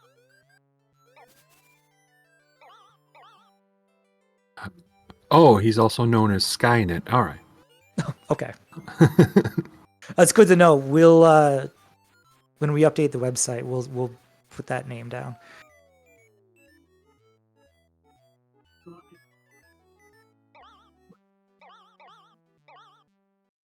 Yeah, 90-second difference between the two, but unless Zendo makes a screw up, there's really nothing anyone can do to catch up time. No. Like, the next two rooms are fairly difficult, but I do not think, even if they were to take an unintentional death, I do not believe there is enough time for Corbett to make it up here. Unless, like, Zendo's emulator crashes. Like, that's kind of what you're looking for at this point.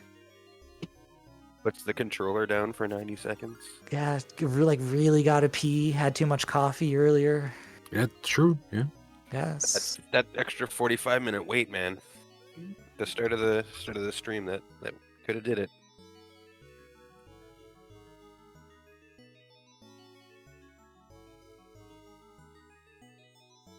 All right, yeah, Zendo going into the last room in the game before the Pete final boss.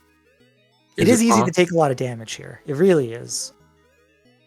Is it possible to soft lock on Pete? I don't believe so. I've never seen it. I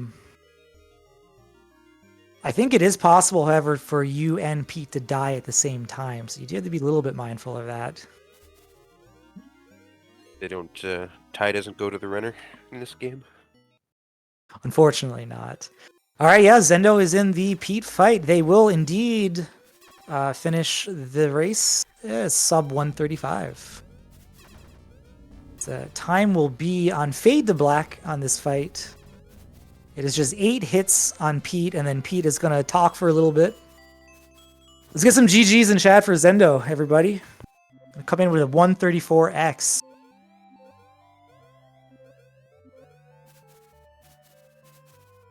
GG. It's going to be time for them. And looks like race time, official time is 134.09. Almost under 134. I would say that is about as clean as you can play, I think. Yeah, he did pretty clean in all of them.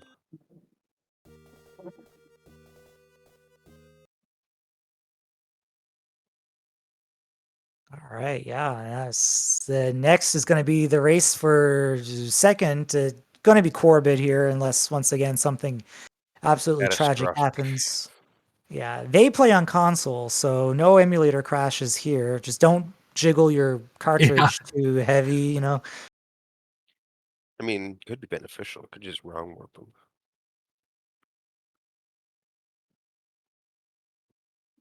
It's like Corbett is pretty set on health here too, so that's.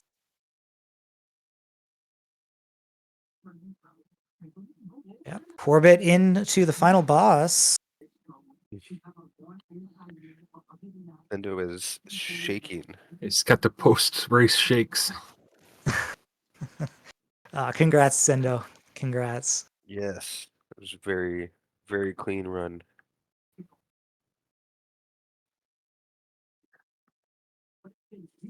Yeah, keep cats away from all consoles. And Corbett is done. GG's for Corbett. Their official time 1:35:49. So less than 2 minutes.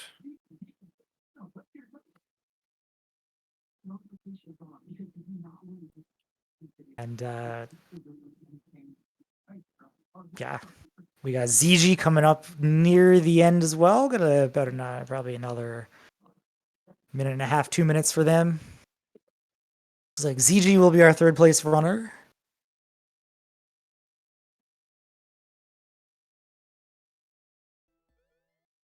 So everybody give their GGs to Corbett as well. Yes, GG's Corbett. Corbett has won our races quite frequently, so no surprise. Oh, Jesus. No surprise there that he posts another very respectable time. Is this Zendo's first time at SegaCrew race? I believe it is. Yes. First showing and Wednesday.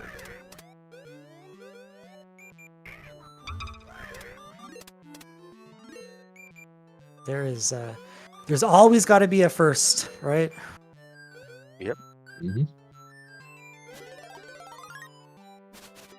Oh, Zendo was in 2023 as well. Oh, well, okay.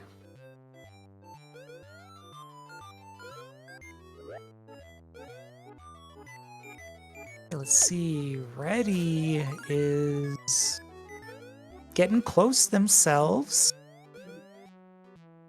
And then, yeah, Dodo is basically in 5th place right now.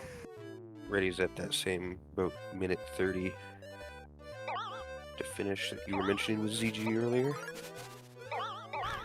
Yes, ZG going into the final stage. Health a little bit lower than the other runners, but would still be okay. Yeah, it took a hit in this room, I think. There is in the room before, there is a safety cake tucked away if you need it. They get the health there. Nah, that five should be more than enough. So ZG will be finishing up here very briefly. Yeah, Zendo, you can turn off your stream now. Yes, you're good.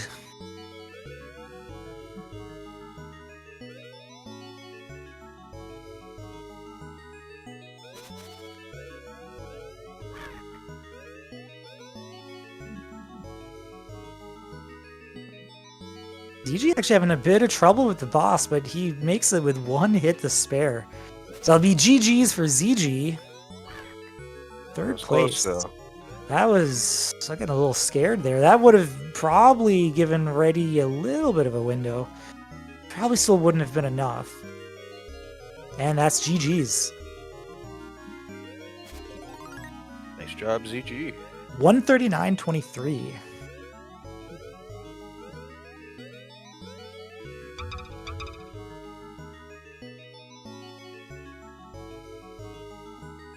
Right, all eyes on Reddy now, who is 1 room away, just like ZG was.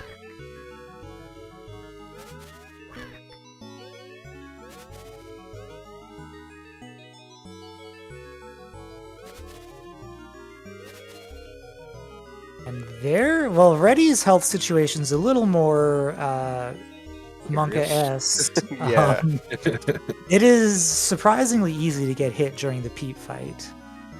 Just gonna have to possibly trade some time. Dude, Oh, no. this is going to be clutch. If they pull this off, this is God Gaming to like. It's only 8 hits on Pete. It's the ghost you got to worry about. And I'm assuming you can't kill them or all. No. Oh, but they pull it off. They pull it off. Nice.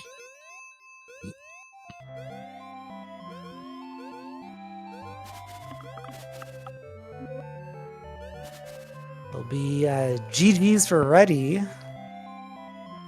Time 1:40:54. Very clutch. Very clutch. Have any of these top 4 PB'd what they had on the... Well, I guess we had the time, the breaks in between. Yeah, it's gonna add like 4 minutes. Well, probably closer to 2 or 3, but still. Curious to check in on Zendo. 1, 2, 3, 4, 5, 6, 7.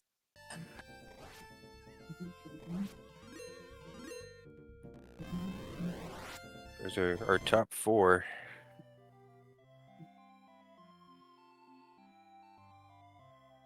Now it's just a matter of who's gonna take the 5th.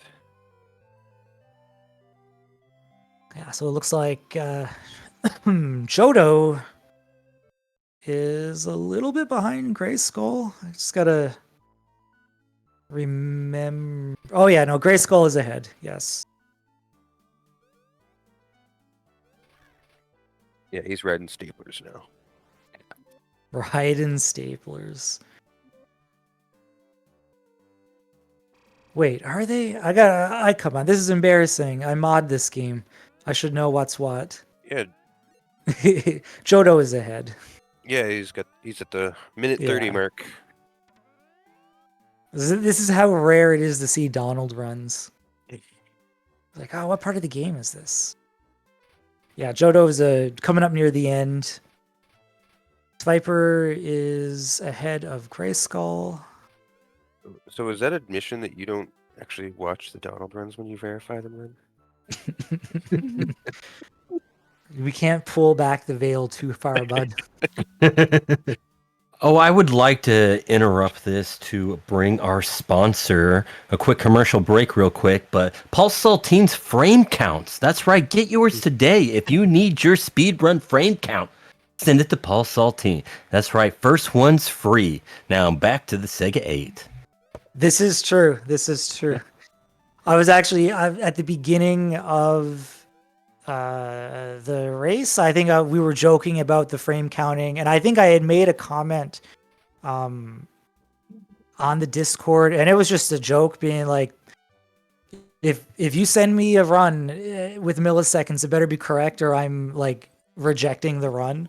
It was a joke, but one of the runners, I do not remember who it is. It may have been Zendo, actually started whenever they submitted a run to the leaderboard, made sure that they had a frame count done. And I was like, I should have reached out to them and tell them that. I was like, I was just kidding, man. You're good. Like they like screenshotted the frame count and everything and included it. Makes my life a lot easier, of course. Load removals cost extra bacon.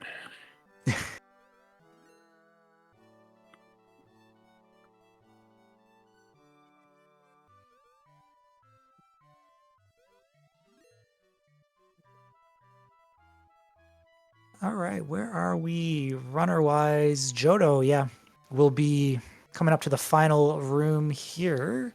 Their health is looking pretty good. So did Sviper pull ahead of Grayskull, or is it other way around? Yes, Viper is ahead of Grayskull right now Yep, so by Viper's just about a room. One room? Yep. about a minute, give or take.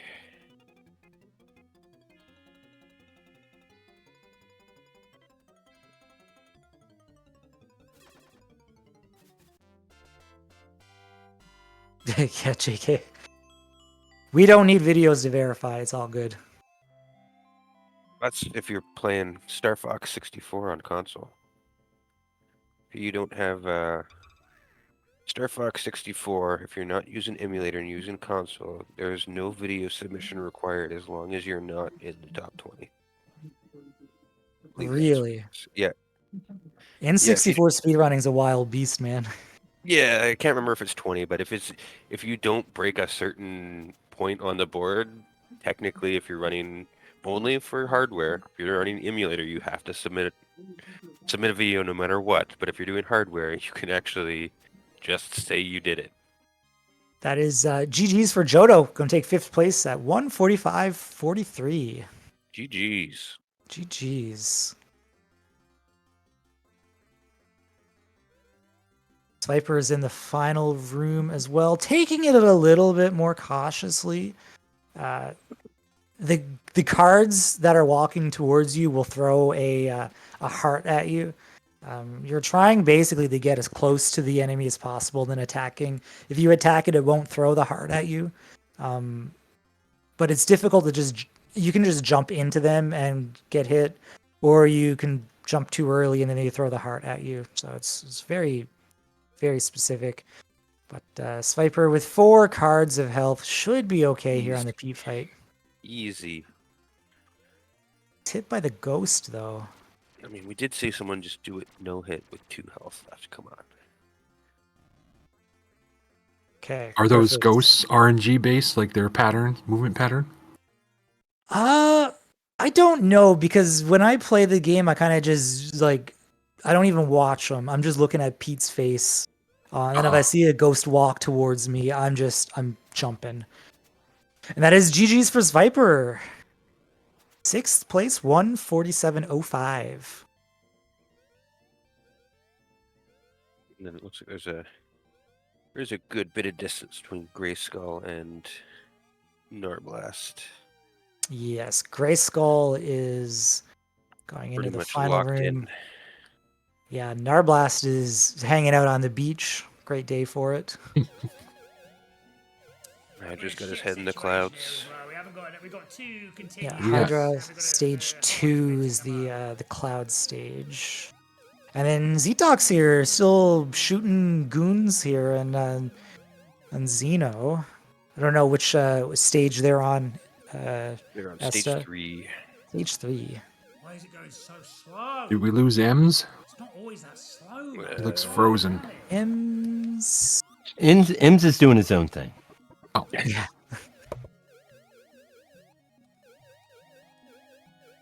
Okay, yeah, Grayskull getting ready for a GG. They are good on health. They don't have to worry about that.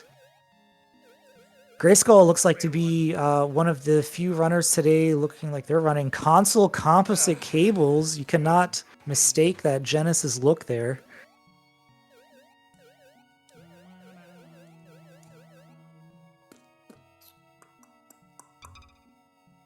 It is going to be a GG for them.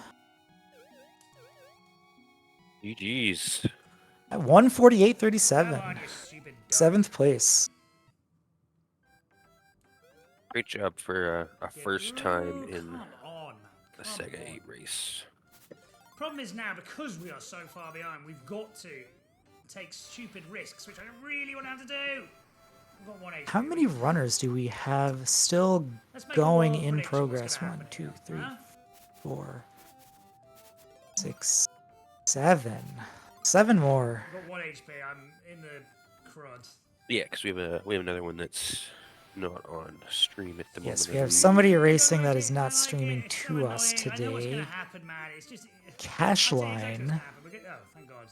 Their Right away. their Twitch is linked to their Racetime account, and they are streaming online right now. Let's see where Cashline is. I'm gonna open up their stream. They are on Castlevania Bloodlines. Okay. I'm gonna, once I'm out of an ad here, I'll see, because they are running with splits. So Hydra says Donald Duck is harder than Xenocrisis. What? It's not gone great, to be fair, but it's not gone Wow. That's a This is statement. Xenocrisis, and arguably my That team. is, I mean, it is not my job to tell anybody if they're right or wrong. That is surprising to hear, though. It's like Cashline, their splits are, this is their first attempt according to their live split. That may not be accurate, but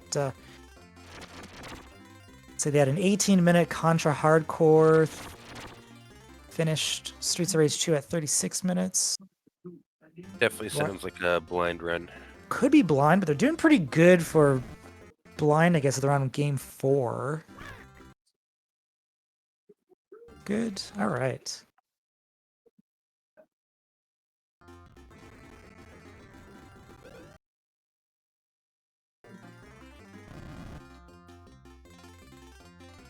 All right, let's see. Where are we here? Narblast. I think Zetox is also not playing on the set seed. Oh, you think he's on Rando? I think he's on Rando. Oh yeah. I don't He was- recognize that room. Yeah, he was saying the other night that he could care less about seeds. He's just going for it. Yep. The balls on this guy. I mean, it's actually not so bad. As long as you always go with the up door when you see one, you're just gonna end up at the boss. You won't have to go into any of the extra rooms.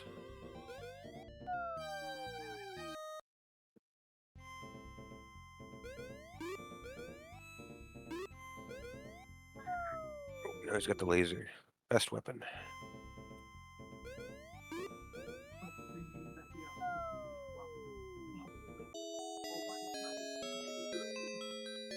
Hydra falling in the drink gets a game over. Good thing with this game, it's not the end of the world. You get a game over. It's, is what it is. You get put back a little bit, but it's not like you're starting the game from the beginning.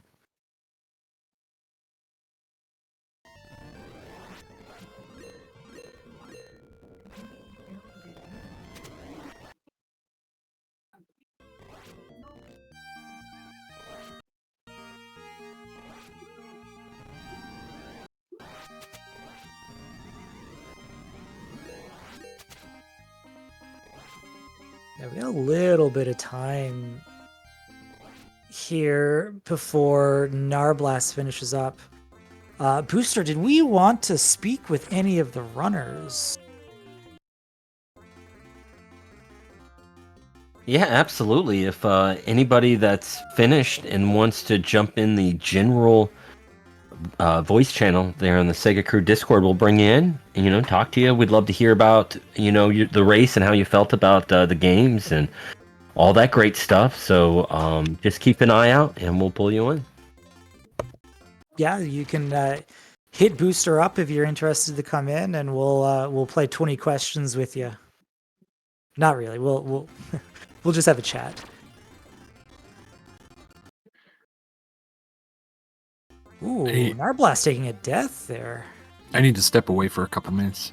Yes.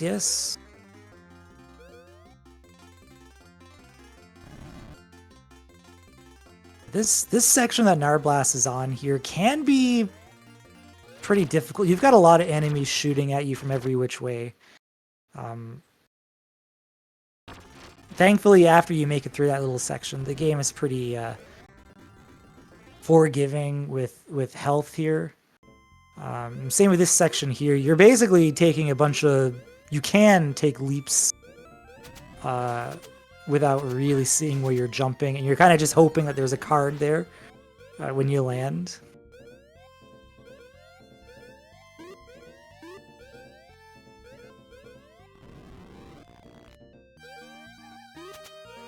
Perfect. And ooh, does Narblast know which dice is the correct one? Okay, he gets it on the second. Okay. So somebody just dropped a little fact about Gray Skull there. He got 7th as well in Big 20. Big 20, got 7th place. Lucky is 7. pretty So he got good. 7th in both events. The Big 20 is no joke. Yeah, for sure. I know Zendo also competes in the Big 20 as well. I believe he was quite up there as well in places. Yeah, we might have to, because when we pushed this race back a couple of weeks, and we were able to get some of the Big 20 runners because Big 20 had pushed their race back. So we might have to start doing SEGA8 in November. Just way everyone has more time to learn the games and doesn't compete with some of the other races. Yeah, I mean, it's a lot to ask people to learn 2 races basically back to back. And yeah, the Big 20 is a lot. So, Z-Talk's yeah. just finishing up on Xenocrisis. Good, all right. Made it He's on through World that. of Illusion. Looks like everyone got through Xenocrisis actually pretty easily. That's good, because morale was pretty low on Discord at times for Xenocrisis. So I'm glad to see that in the end, everybody was okay. Yeah, nobody had anything catastrophic happen. I think it's because the rest of the goals were very fair, and we could make the runners spend a little bit more time, working on a specific game here or there rather than just So I think that's why Xenocrisis, the runners could put a little more time in. There were no catastrophic events, like you said, and it all worked out.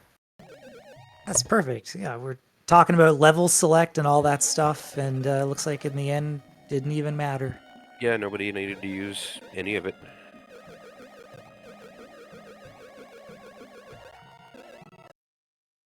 All right, Narblast onto the last section, second last room before Pete. Radio is just right up behind them. But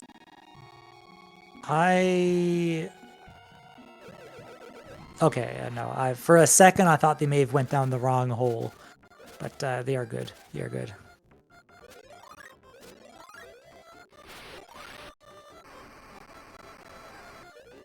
Yeah, Charlie. I was going to do a Big 20 once. I had gotten ready to learn the games. Then I realized how much of a commitment it is, and there is an extra grueling. Like NES speedrunning is not easy, so I ended up bailing on it. Yeah, there's a lot of dedication required. Which is why we only do 8 games. 8 games, it's perfect.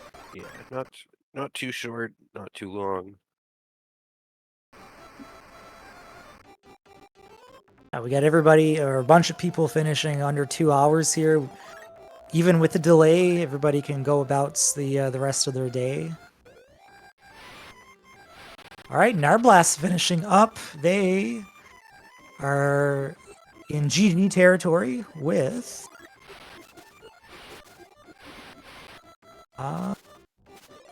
they forgot to split.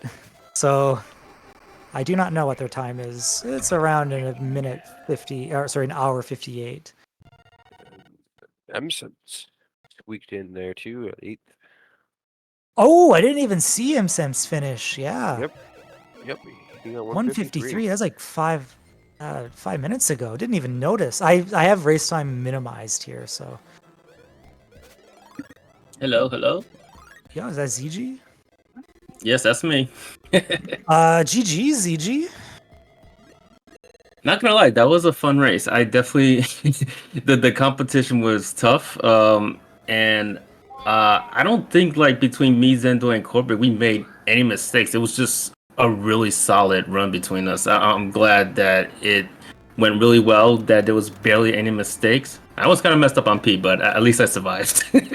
I did mention that when you were going into Pete. I was like, yeah, he's got lots of health. It's fine. And then I was like, oh, hold on a sec. It probably wouldn't have changed anything in the end, but yeah, no. All the top runners appeared to have very clean runs. Very clean runs. I was like, I actually think I actually did pretty good on my Castlevania, and unfortunately, I didn't get that blue flame towards the second boss fight. But I don't think it made a difference. Even though I got both the piston skips and the blade skips in, I was only able to get up to 3rd place from where I was because I had a bad Streets of Rage. But it's like once I passed the Castlevania, I still saw Zendo ahead. I was not catching up to him. But it was a fun race. It was definitely fun. All right, so I am curious because okay, you had run World of Illusion before.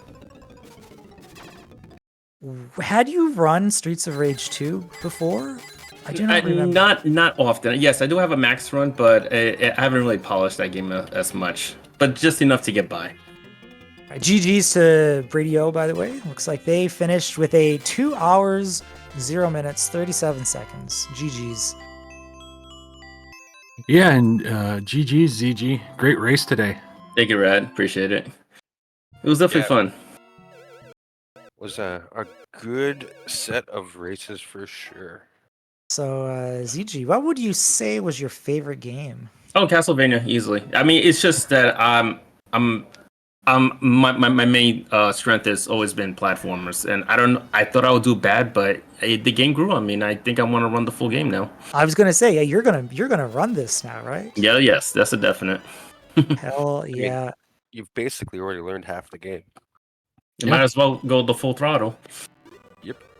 All right, big question though. When you run the game, Eric or John? Oh no, Eric. Eric. I'm Team Eric all the way. I'm sorry. You just made Diggity smile. It was interesting. We were watching all the runners to see if anybody would take John, and nobody did up until Zetox. Zetox got to represent the whip guy somehow, right? Yeah. It was definitely fun watching him play him. All right. How about your least favorite game, if you have one? Of course, you have one. Oh yeah, of course, Xenocrisis. Everyone hating. I'm actually shocked I actually got through that game, surprisingly. But Everyone did. Everybody did. It's surprising because like we were talking about how a lot of people were nervous about the game, and there was talks of backups and level selects and everything. But yeah, everybody made it through. Another surprising thing is when in ToeJam and Earl, when I was using the doorway on the 6th floor, I got straight to the ship piece. So thank God that caught me up a bit. Sweet. Well, yeah, got third place Radio finish. That's pretty Finishing good. 9th as well. It was an improvement over last year's 4th place.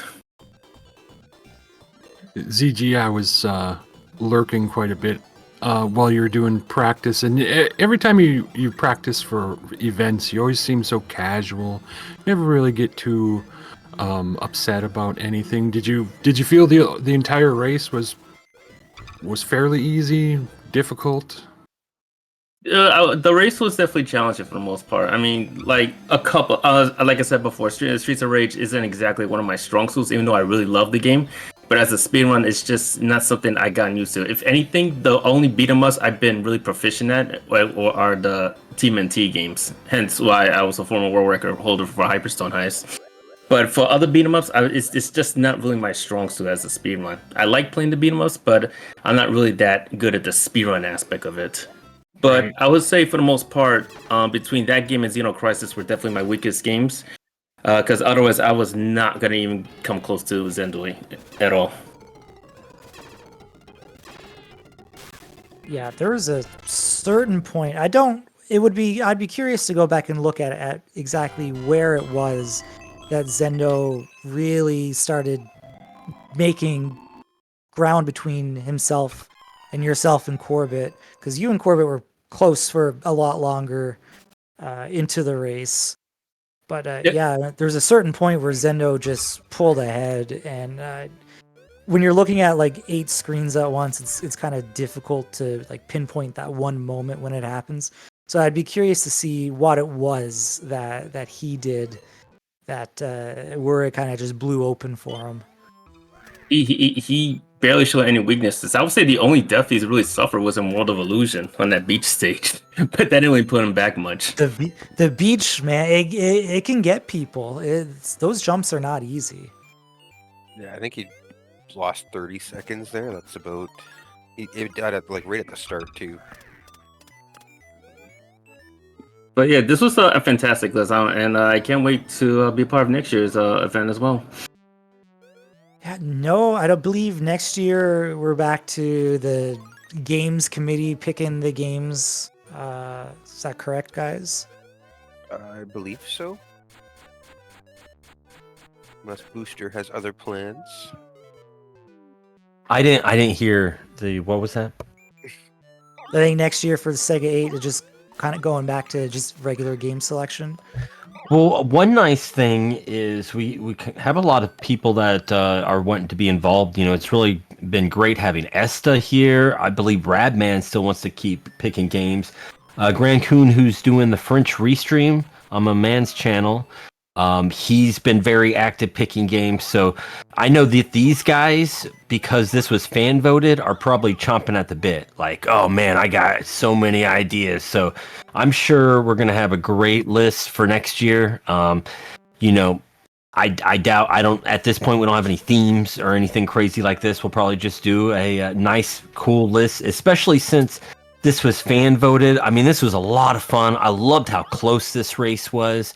But you know, I'm missing maybe a sports game or a racing game or a puzzle game here and there. It feels, you know, almost just, you know, a little thin for me. But you know, again, it is about the racer. So when we do pick, if we do decide to go with like a puzzle game or something like that, we want to make sure it's accessible and fun to play. But I think we definitely, for the next race, want to, you know, pull in some of the other you know, genres. And speaking of which, you know, we have some other runners here. You know, getting some of their feedback would be great. Let's go ahead and pull in a second place finisher, Corbett, here. Let me pull him in here. And Corbett, can you hear us? Are you with us? He's got himself muted. Yeah, that's all right. We made him wait a while. That's on us. Okay, can you hear me? There we Am go. I there? Hey. Yeah. Congrats, Hey guys. Corbett. GG's Corbett. Yeah, thanks. That was that went well. Stressful, but it was a good race. Yeah, no, you like I just said to ZG, all the top runners played very clean, very clean.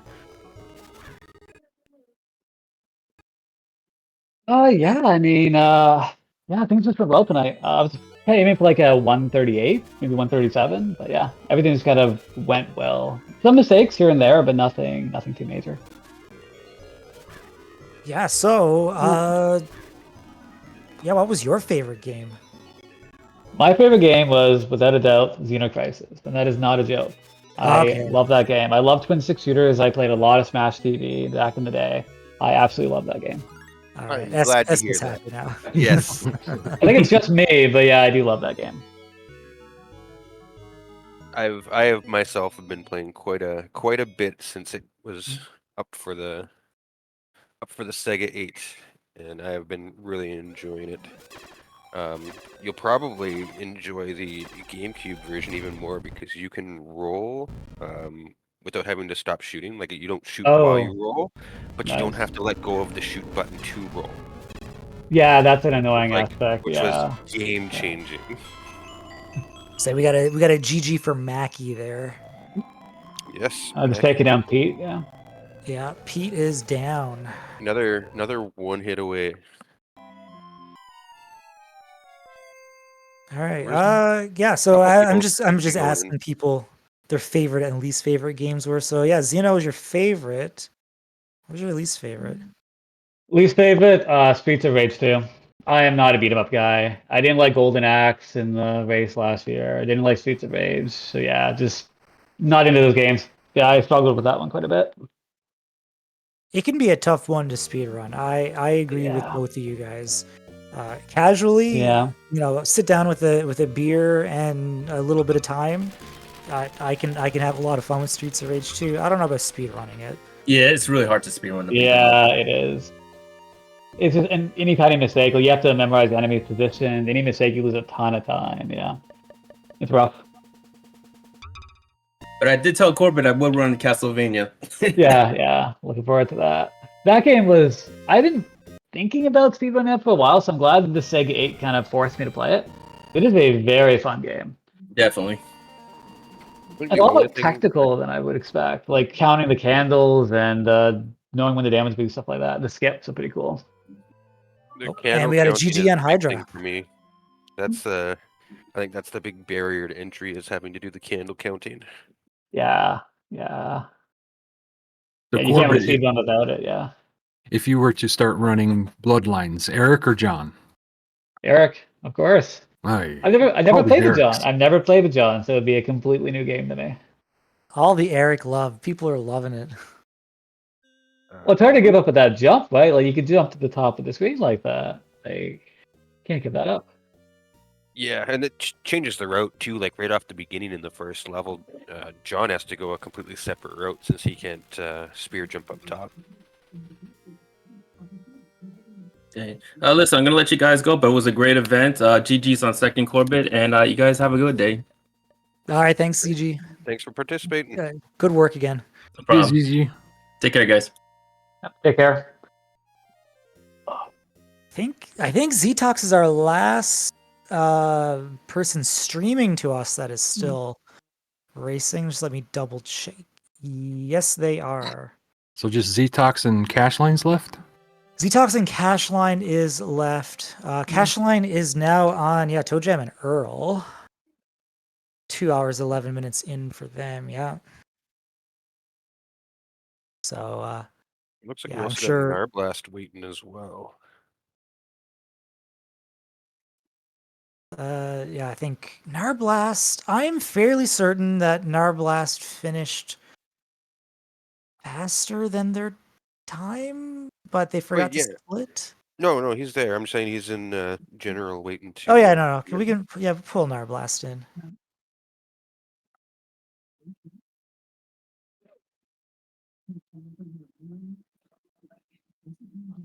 Okay, yeah, no. Booster has the correct time for Narblast on the screen. That's good.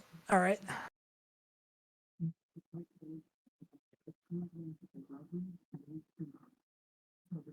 Yeah, I guess when we're done here, we can.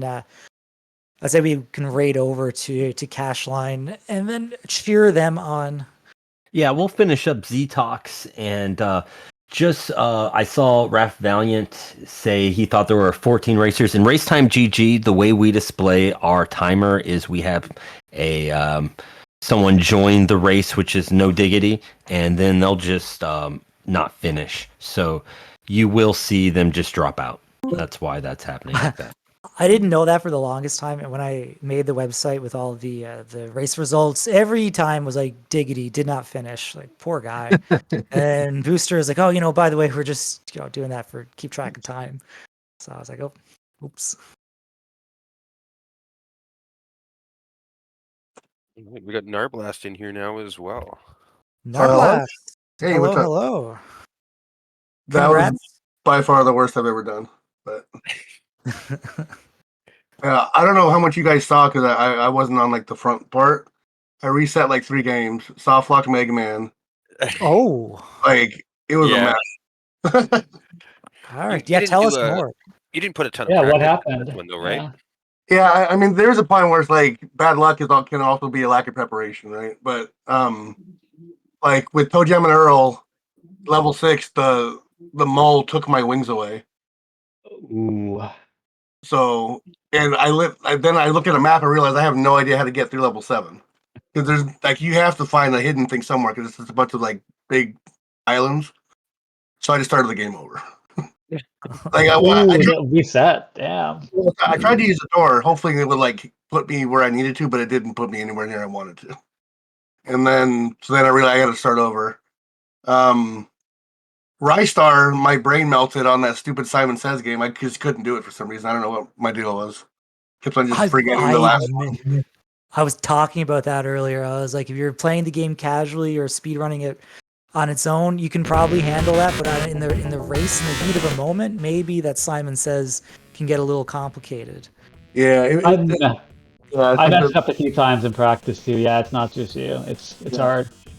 And then Bloodlines, going into the blade room, I had the flame stare early, so I was trying to navigate that without getting hit, and that failed miserably. And then I just died like 3 times. So that I almost restarted that like halfway through, but I didn't. and then Mega Man 1, Gutsman, beat Gutsman. I guess I landed on him and then collected the orb, and then I ended up in a permanent jumping state, and the game soft locked. So Jesus. Ooh. I had to start over, and then Xenocrisis went fine. That's probably my favorite game on the list. And then Yeah, exactly. It's great. Glad Yeah, to see some love for that game. Yeah. I grew up with like Robotron 2084 and Smash TV, so I like twin stick shooters. And then World of Illusion, whatever. I think everyone said that they love the beat stage and it's fair and it's fun, and the fish don't get in the way. But Yeah. The overall, beaches- I mean, other than those like the huge blunders, everything else kind of went fine. You know, like my play was consistent except for like those two big things. One of them, I guess, is you say bad luck, but you can also prepare for the bad luck, and I didn't. So I think you got the only soft lock that you can get in Mega Man as well. I didn't even know it was possible, to be honest with you. I didn't know what was going on. Like it didn't even register that I was soft lock. I was waiting for like the countdown and all that stuff to happen, and it just didn't. So you jumped into the orb and then the game just froze? Is that what happened? I was in a hit state, and I like fell into it. Like I shot Gutsman while getting hit by him, and then the orb thing fell on me while I was still like blinking. So I didn't know that was a thing. Wow. Apparently, yeah. I don't know. I mean, it is it's a weird series of events too to actually have happen, randomly. But did you reset the whole game or just do the second boss? Like reset and then do the second boss? Or did you fight Gutsman again? I did Gutsman again because I'm not very smart. I probably should have just done Pepman. Yeah, I didn't even think about that, but I was like, oh yeah, because Pepman you need the block. So I was like, okay, cool, let's do Gutsman. And Gutsman's level isn't that, it's not that short, it's not that long, so whatever. But in the long run, it wouldn't have mattered. I mean, for how, like, going into that with the really, really poor Castlevania, and then the ToeJam and Earl reset, I was just trying to get through the rest of it. Fair. Yeah, so with 2 game resets is impressive. Yeah. Yeah, I mean, the list, I mean, you guys always pick pretty good lists, so. I may look into Ristar, not for speedrun, but can I do the retro achievement stuff? So Ristar is on the list now because why not? And then Bloodlines, I'm almost done with Bloodlines. And then Xenocrisis is up there on the retro achievements as well. I saw that yesterday. So I was typing it in as like one word, but it's not. So I couldn't find it. And then I found it, I think yesterday. If you want a double dose, the GameCube is also on there, the GameCube Xenocrisis, so you can do both. I didn't even know. So I didn't know that was like this was an old game. Like it was like ported to the Genesis recently, but I didn't know it was like an old game. That's cool. Is it the same game? Like Exactly the same game. It's just a straight port. As I was mentioning to Corbett, the only difference is that you don't have to let go of shoot to do a roll. The Genesis version came first, though, right? Like I think it was a Genesis game, and then it was ported. Yes, I believe that is correct. It was originally on the Genesis, and they ported it to everything else. Oh. But it was all. It all kind of happened at the same time. It wasn't like, years later they ported it over. Okay. It was kind of like. Did it not get a cart or something? 'Cause I've only seen the cart as like a homebrew. Yes, I believe there is a cart. Huh. You can actually buy them, I believe, on their website. Well, no, I'm saying like from back then. Like, they didn't. The game was released. Well, how many years ago? The Genesis version, like it's been a few years ago that this version was on the Genesis. Yeah, 2019, I want to say, but yeah, it came out in the last like 5 years or so. Yeah, but if it was on the GameCube, so they made it for everything. Like the same company, they made it for. They ported it to a bunch of systems. So they released it in 2019-ish on the Genesis, but they also ported it to Switch, and it's on Steam, and it's on Genesis, GameCube, and all that. That's cool. I didn't know that. I thought it was just like a Genesis homebrew thing. That's neat. Genesis, PC, Nintendo Switch, PlayStation 4, Xbox One, Dreamcast, PS Vita, Neo Geo CD, Nintendo 64, GameCube, Super Nintendo. Wow, that's a lot of work. As well as Game Boy Advance. Oh my The goodness. GBA. They Dude, that's poured the respect for that. That's amazing. But usually developers just or publishers they just they get one console and they just make it and then they leave Yeah. it.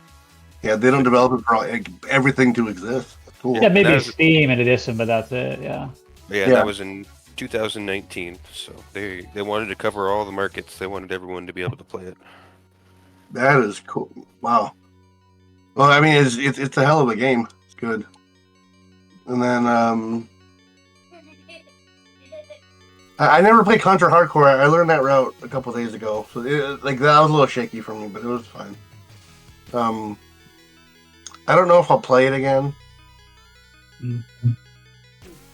It's just because the American version is one hit. It's just too stressful.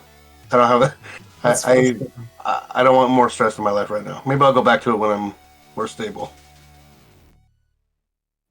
Well, I mean, if you play the Japanese one, you get 3 hits, right? Yeah, but that's I don't know. I think I'd rather play the harder version. Is it really Contra then? If you don't get killed in one shot. Yeah, exactly. Yeah, is it really a Contra game? I don't think. And then Streets of Rage. I don't understand beat 'em ups and how. Yeah. I mean, I Golden Axe too last year, right? It was rough. Yeah, it's I do relatively okay, but I see times. I think somebody had a 6-minute time or something. What was that? That's not possible. Zendo got an 801. That's what he got. Yeah. And you watch your run, you're like, I'm doing that. I'm doing the same thing, and I'm 4 minutes away. What happened? But yeah, that was a good list. I'm looking forward to. What's the next? Is 5G next? I don't 5G, know yeah. what's happening with 5G. I don't know if No, Booster. not enough. Not Yes, enough no. interest. Oh no. We need to get people on the Game Gear train. I Yeah, know that- we might just pause 5G and just do Master 8 in the spring. It's also it's a lot of races in a year, and the Master System and the Game Gear share a lot of games anyway, so Yeah, you can kind of do. Yeah, you kind of take care of both with the Master System. Yeah, it's been a busy couple of months for a lot of people, especially Booster. Booster, do you want to tell us what's happening very soon? Yeah, give us a plug. Well, it's actually now you can, if you are wanting to watch a horror movie, because it is Halloween time. I made a movie, and you can buy it because I want your money on Amazon. Just go to your app or online or whatever, and you can watch it through their app. Just type in a very flattened Christmas, like you flat something. Like FLATTENED, a very flattened Christmas. I've also shared it on the Discord as well for some links and shit. And watch it, and it's kind of funny and stonery and just silly and a lot of fun. Wait, it's out now? It is, yeah. You can buy it right now. What was Did it the come out release today? date? What was it? Thursday night or something like that. Oh, because I was talking to Eston Radman last night, and I was like, I'm fairly certain it's end of August. I hate talking about my shit, whatever. No, That's why I do just Sega do it. Crew, and I do behind the scenes Sega Crew. I love doing this shit for you guys. Who gives a shit about me? So I guess I know what I'm doing tonight then. There you go. Well, we gotta have a Sega Crew watch party. Oh, all right. I'm down. That's gonna be GG's for Zetox. And there we go. I guess that's the race. That is the race. And mate, when you go buy Booster's movie, buy a few copies because Yeah, give it to your friends. Yep, Yeah, that's right. He only has one Lamborghini. He needs more. Yeah, exactly. My wife needs one. Right, there you go. So then we just got Cashline left doing blind. We do. I do see that Imsense and Mackie have been waiting in general. Let's just pull everyone in real quick. Yeah. I'll go ahead and you guys. Thank you guys a lot for doing this. I know it's hard to get stuff from the background and get it all working and get everything functional. So I appreciate you guys' work. Good list. Absolutely. Looking forward to the Master 8, if that's the next thing. Hell yeah. GG's now, boss. See you. All right, see ya. GG's. All right. We got Mackie and MSEMS here. Hello, folks. Hello. Hello. Hello. Hey, how's it going, guys? Good, How's good. everybody? Sega Land. GG's. Thank you. GG's. Yeah, MSEMS 153.34, Mackie 209.07. Very good. Yeah, I was hoping for sub 3 hours, and Oh, no. You hit that. yeah, I was hitting gold after gold after gold. At the same time, it was my second like full run. Right. Wow. Oh wow. But yeah, no, I was having a fantastic time until I played ToeJam and Earl. That is. Then it was a difficult time. I actually didn't get Icarus wings. So I was like, oh, then I do the thing that I've seen on that YouTube video where I get the wings and I don't see any, like, I don't even see an item with question marks. So I was like, oh no. And then I got your Red Bull. Yeah. Well, I didn't even have the occasion to fly too close to the sun. The worst one being I mixed up Flash and Crash because I had heard of the new strat. And I was like, oh, that's probably Crash. Like, it's Metal Crash. That's such a stylish name. So I'll remember this, Metal Crash. And I go to Crash Man and I see those endless platforms, of course. I'm like, oh no. And then the worst thing is I try using Metal Man's weapon on Crash Man and the saw bounces off. And I had heard on stream that people were saying, oh, I think Metal Man's weapon is super busted. So I was like, it doesn't matter. It's going to deal some damage. And then I see that it's completely useless. The only enemy that is immune. I game overed on this. I even had like an extra E-tank. I still died and game overed. That was a bad moment. Yeah, That is you gotta use poor air on Crash. Oh, I see. Every time I tried to apply logic, it didn't work. So I'll remember it next time. But other than Crash, yes, Metal is overpowered and basically can be used to do anything except for Crash. The only choice that I made. What about yourself, MSense? How did everything go? It went well. Well, Ristar kind of just shocked me a little bit. I was able to get that little kind of quick kill with the wizard, but it happened in the second phase, the second attack, which was kind of weird. I'd never seen that before. Somehow I was able to like get inside of him again, and then get the second hit, and then the third, and that kind of helped me. But then I died with Mole Man, and I don't know how that happened. You know, you can get him again when he's coming back up. So if you miss him when he's coming down, when you're falling down the free fall, you can actually move to the left, and then when he's moving up, you can grab him, right? So you get like a second chance of it. For some reason or another, I decided to line myself completely right to the right side, and he just came right up on me and just took me out. So I don't know, it was just like a moment, just like I don't know, I just had a brain fart or something, but I didn't move far enough out, and he got me, hence why I had to like start all over again. But yeah, I mean, overall went good. I mean, the games were, they're really good choices you guys picked, or I guess the community picked. Yeah, I liked it. Yeah, and like Xenocrisis I liked. I mean, I like shooters, as you guys know. And everybody loving the Xeno. Yeah, it feels like I was telling everybody, I think got tired of me hearing say, it's like, I feel like this was a Gears of Wars. It could have been a Gears of Wars game. And it's just, you go around, you shoot around, and then every stage is so different. Like, it's so different. Like, you got to collect the card, and then you got to, when you get to Cthulhu, you got to get I don't know what they are, diamonds or rubies or whatever, the orbs. Yeah, summoning perils, yeah. And I played it a little bit after beyond that, and like the other is pretty cool. The other, like, it's a forest type of enemy, like you fight like a tree creature or something like that. Yeah, so it's like invisible and stuff. Yeah, exactly, and it changes so much.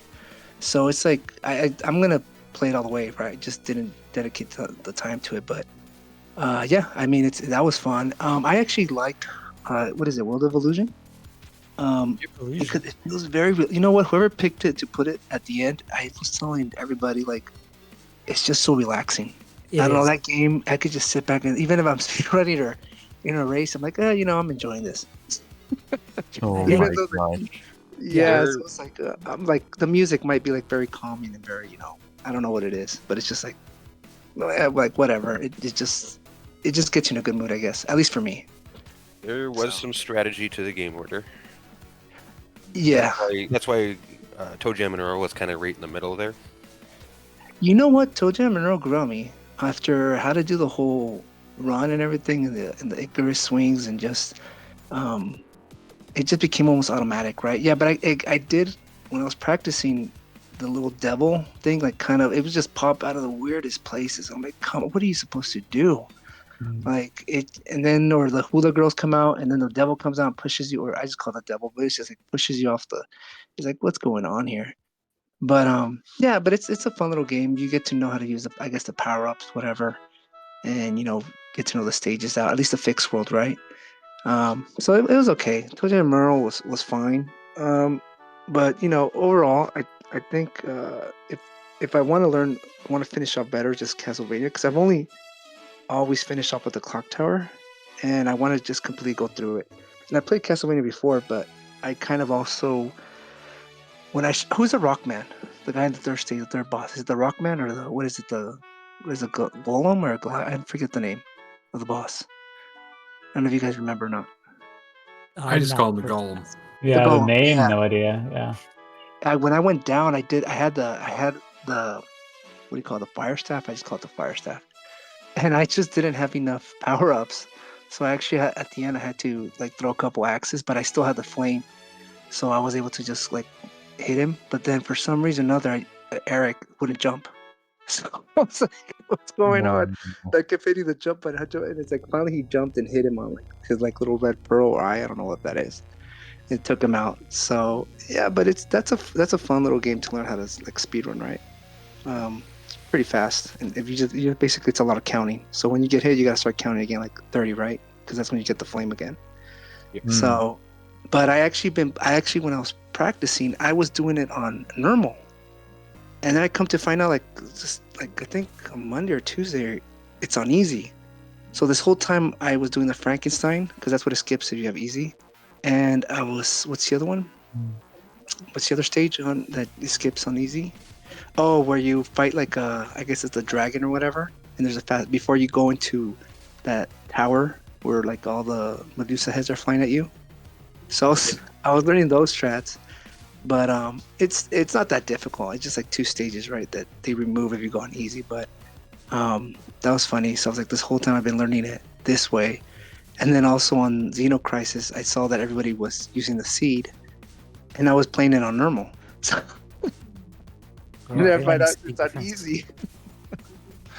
But anyway, I guess that trains you, right? So you get a little bit better at it. But yeah, my screen kept freezing for whatever reason. So I think I lost a good 13 seconds because I kept trying to unfreeze, and I think I took a death like that or something. Something happened. But so I'm like, I'm just gonna every time the screen transitions, I'm just gonna show them, right? What's going? Hey, I did finish it. Moving on. But that's it happens. But whatever. I'll have to be honest. When playing these games for the first time, and I saw the first 3 games, and it was like finish the middle of Streets of Rage Stage 3, and Ristar, defeat Adahan. I looked at all these objectives and I thought to myself, that seems like very accessible and pretty easy, actually. I could probably like stream all these games, get them all done in one sitting, and then, I would have fun just getting the time down to like less than 2 hours. And I think overall, like playing all of the games took me more than 8 hours. Which really pushed me to the brink of insanity because I thought to myself, I'll go for a quick break and try World of Illusion with Donald Duck. And the amount of times that I messed up a jump is basically uncountable, like in the beach and in the stage 2. And I thought to myself, like, I'll never be able to even finish these before the race starts. Like, I won't even be able to finish any one of these. I have to agree with you, Ems, however, that after a while, when you play them again, and you are like wary of what you will get, then it does get a lot better. But my first contact with World of Illusion was dreadful. I think it took me I about hold 2 it a hours. weird way. Like that, I would recommend probably someone. I probably posted up, but I use 3 fingers, so I actually hold the controller because I have to hold A for Donald to keep running, and then when I kind of tap, it's like the jump and the attack with B and C. Oh, you have claw grip, is that correct? Yeah, that's what I do. And So do I. that. I started using claw grip in a game for kids. I was thinking to myself, what is happening? This is crazy. But I was doing it. It helped tremendously because you have to run and jump and attack, and that makes a lot of sequences like a lot easier and accessible. I wouldn't even thought of that as a kid, like the claw grip, and then I didn't even see anybody do it. But I'm just thinking, like, I'm seeing everybody run. How else would you do it, right? So I just kind of okay, well, I gotta use 3 fingers. So it's like, yeah, the claw grip, and I just kind of and you kind of get used to it. So well, I'll just add that I have the 8-bit M30 controller, which has an L and R button, and the R button doubles to the C. So I use that to run. So I just hold down the R button. Oh my gosh! And that helps. Yeah. Cheated. Hey, it's a official Sega controller. Totally valid. I'm gonna get it. Thank you, Corbett. I'm gonna get it for sure. That's an incredibly good idea.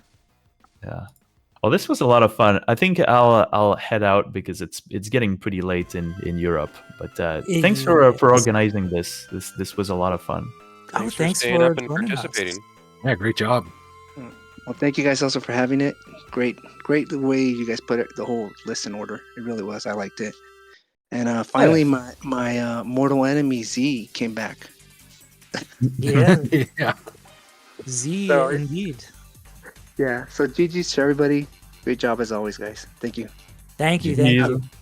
If Booster's on there, hey, I will not run on the 5G if you want to, but I do have a list of games in mind that I think people will like. If you guys want to help me organize it, I'm more than willing.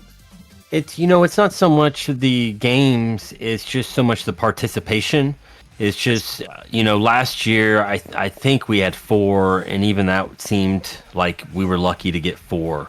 And so it's just a lot of work to put together for racers not to come out. Whereas I feel like when we limit the amount of races, like SEGA8, it's just once a year, and it's one Genesis race. I mean, we got 14 racers, and I thought there was actually going to be more, even the ones that didn't drop out that just communicated with me in the last couple of days that couldn't make it. And so it's always so much more fun whenever you have such a big turnout and these times are so close. And so I'm not saying that we don't do a 5G, but maybe it's just it's not a yearly event or something like that, or I don't know. We'll figure it out. And as Booster mentioned, there's a lot of the Game Gear library that's available on the Master System as well. There's only like a handful of exclusives, right? Yeah, I mean, if it was released on the Game Gear here in the US, that means in another part of the world they got it on the Master System. And it's not always like Master Darkness, where it's like, no, it's a different game. I mean, these are just our straight ports. It's just a different screen resolution, and so you're zoomed in on the Game Gear. And again, I love these games. I've even speedrun a Game Gear game that I think it should be on the list. It's just I just want to make sure everyone's active and having fun. Sure. Indeed. Yeah. Well, whenever you guys decide, I'm here to help. So. Heck yeah, dude. All right. Heck yeah. Thank you guys. All right. Cheers. Absolutely. So, Booster, I'm watching Cashline here, and supposedly they are a blind runner. And not quite blind. Don't they have times on the board? Maybe not, but they had reached out to me and asked, about streaming to our server, and I just asked, hey, how... Usually our streams are only 3-4 hours long, and then we like to raid somebody, someone that's blind or semi-blind. and they were like, well, yeah, I don't know if I can finish it in less than 5 hours. And I was like, okay, yeah, why don't you just stream to your channel, join the race as normal, and now we have our raid candidate in mind. But they were practicing, and obviously they took Xenocrisis seriously because they look fantastic. Yeah, that's what I was gonna say. For somebody who would be blind, it's insane that they would make it this far, this quickly, because they are absolutely crushing Xenocrisis. Yeah, no kidding. This is, and as everyone's alluded to, a tough game. I'm really glad people enjoyed it. You know, that's usually how well-made games that are tough is, you know, they're scary. And then when you're forced to play it, there's either something that keeps you going or there's something that's not. And I'm glad that these runners found that aspect. Sometimes it can just be the music, or, you know, you're just having fun, even though you're dying all the time. And it keeps you wanting to play the game. It does have a good soundtrack. Yeah, right. Oh, yeah. Good soundtrack goes a very long way.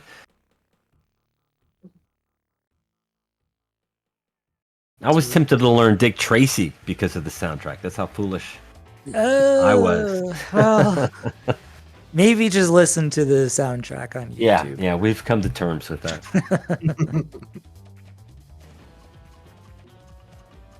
People were mentioning about games for next Sega 8. One thing to keep in mind is we've also collected a lot of data that we have not used in game selection for this event. So we do have an idea of what kind of things people are looking for and wanting, and even just general game ideas. So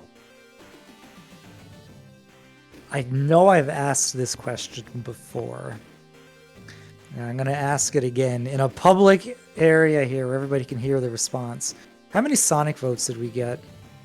Do you really want us to go through those numbers? No, we don't have to look them up, but they would have made the list without a doubt. Top 5 games, multiple Sonic games in the top 5. Without a doubt, should have been in this race. But we have a new rule here. I mean, it's not new now. It's years in the making and years old now. No Sonic in races. So if unless we can have some sort of fun, I thought it was fun having Spinball and the Master 8, and it was just one level, So it was kind of just a meme, dip your toe in the water. Oh, look, Sonic's involved. But outside that, it's gonna be, I don't know. When the next person's, kicking me out and they're like, no, this is Sonic's back on the menu, that's when that'll happen. Sonic 1 and Sonic 2 would have been in placings for Xenocrisis, World of Illusion, ToeJam, and Earl. So there's a good chance we would have dropped those if we put Sonic in. Nah, good choice. You could have put those in, but your list of runners probably would have dropped substantially. Yeah.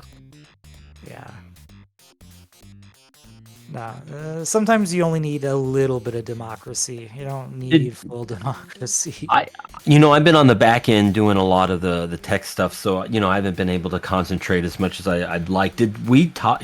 And if we didn't, should we even talk about it? But Streets of Rage, did we mention that at all? No, I don't think we did.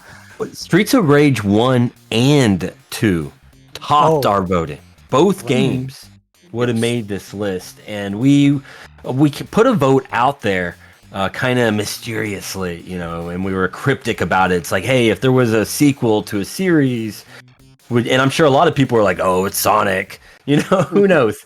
But we also knew, because it's the beat 'em up genre, and personally I love beat 'em ups, not necessarily to speedrun them, so that's why I don't get in the debate. But there's a lot of people that don't, and find it monotonous and just a grind. And so we like to have just a showcase of a beat 'em up, and so to have 2 of the same series on the list, that was tough. But we did take it to you guys as a vote. I don't remember how many people participated in the vote, but it did come out just to put 1 game in. And I don't know how we came up with 2. Do you remember that, Esta? How we came up with 2 which? Streets of Rage 2. Why we picked 2 over 1? Better I game. believe we had. I think we had also recently done Streets of Rage 1 in an event. Oh yeah, Master 8. We had it in the Master 8, I think. I think But that don't was think we had 2 the though. I Genesis. think Oh, that Streets was of the Rage second 2 one. for Was Master. it Yeah. 2? Yeah. Okay. Oh, you know what? We did have it in the Sega World Championship. Yes, Right, that's what it was. Basically, I went through and looked to see which ones we had most, or which one was the last one that we had an event of some sort. Makes sense. No, Also, I Streets of Rage think 2 has Max, and there's a lot more choice in characters and stuff like that as well. yeah. I think when you're putting together a list of 8 games, I guess you had to be mindful of what's interesting to watch as well. Oh, GC. He's over here. I wanted 1. That is true. That is true. I'm surprised he's not in here. He helped put together this list. I'm pretty sure GC was all about including both games. It's like, no, that's what they want. Let's call it Sega 9. It's gonna be Sega 9 9. games.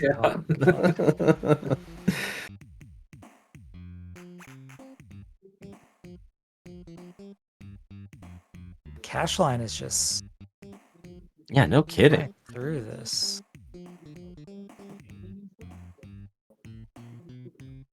Again, I don't know how blind they are to any of the games, but World of Illusion is a longer goal too.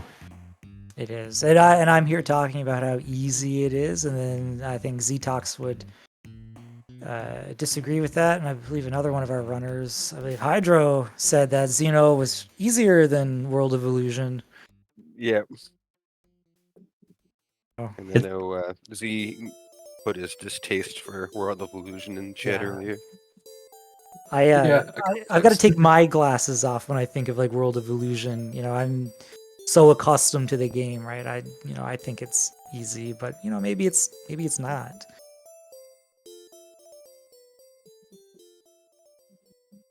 I think the people that really love World of Illusion are those runners or players that like the Disney brand and have tried to speedrun multiple Disney games. And so when you stack it alongside those types of games, you're like, yeah, World, ain't too bad. That's a top tier game. But, maybe compared to anything else, it's just okay. I think wonder. it probably also feels really slow in a race setting. Yeah, It is a very slow. It is. And- it is. And coming the last game, coming at the end too, it's almost kind of like putting Shadow Dancer at the end. It's like, okay, now everyone slow down and take your time. Shadow Dancer felt like the perfect end to a race. I loved it because coming into that game, having never really played it before, it's kind of scary. It is not an easy game at all. No. Yeah, one hit kills, arcade style, but it's just addicting enough that you want to keep playing it. We got 2. Corbett, are you still the current Shadow Dancer world record holder? For the Innocence 2 category, but not the other category, yeah. Okay. Just one of the categories. Yeah. And then we got Paul Saltine, former, so we got 2 heavy hitters when it comes to Shadow Dancer. And I believe both of you fell in love with the game because of SEGA8 Races, is that right? That is true. Yep, absolutely. I'd never played the game before the SEGA8 Race, but I loved it, and I started speedrunning it like immediately afterwards. So I'm going to use that as a plug for anyone that's watching right now that's ever wanted to participate in these races, and then maybe it's like, I don't know, even just practicing and getting into the lists and participating can help you discover a game that you fall in love with and become the world record holder of. Who knows?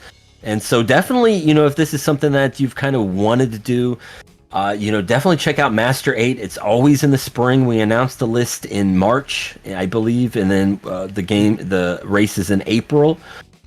So definitely check out those 8 games because you never know. Maybe there's going to be a hidden gem in there that becomes your new favorite game. We can always use more Master haters.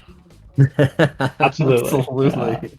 Yeah, Patak would be very happy to see more people running Master System, as we all would.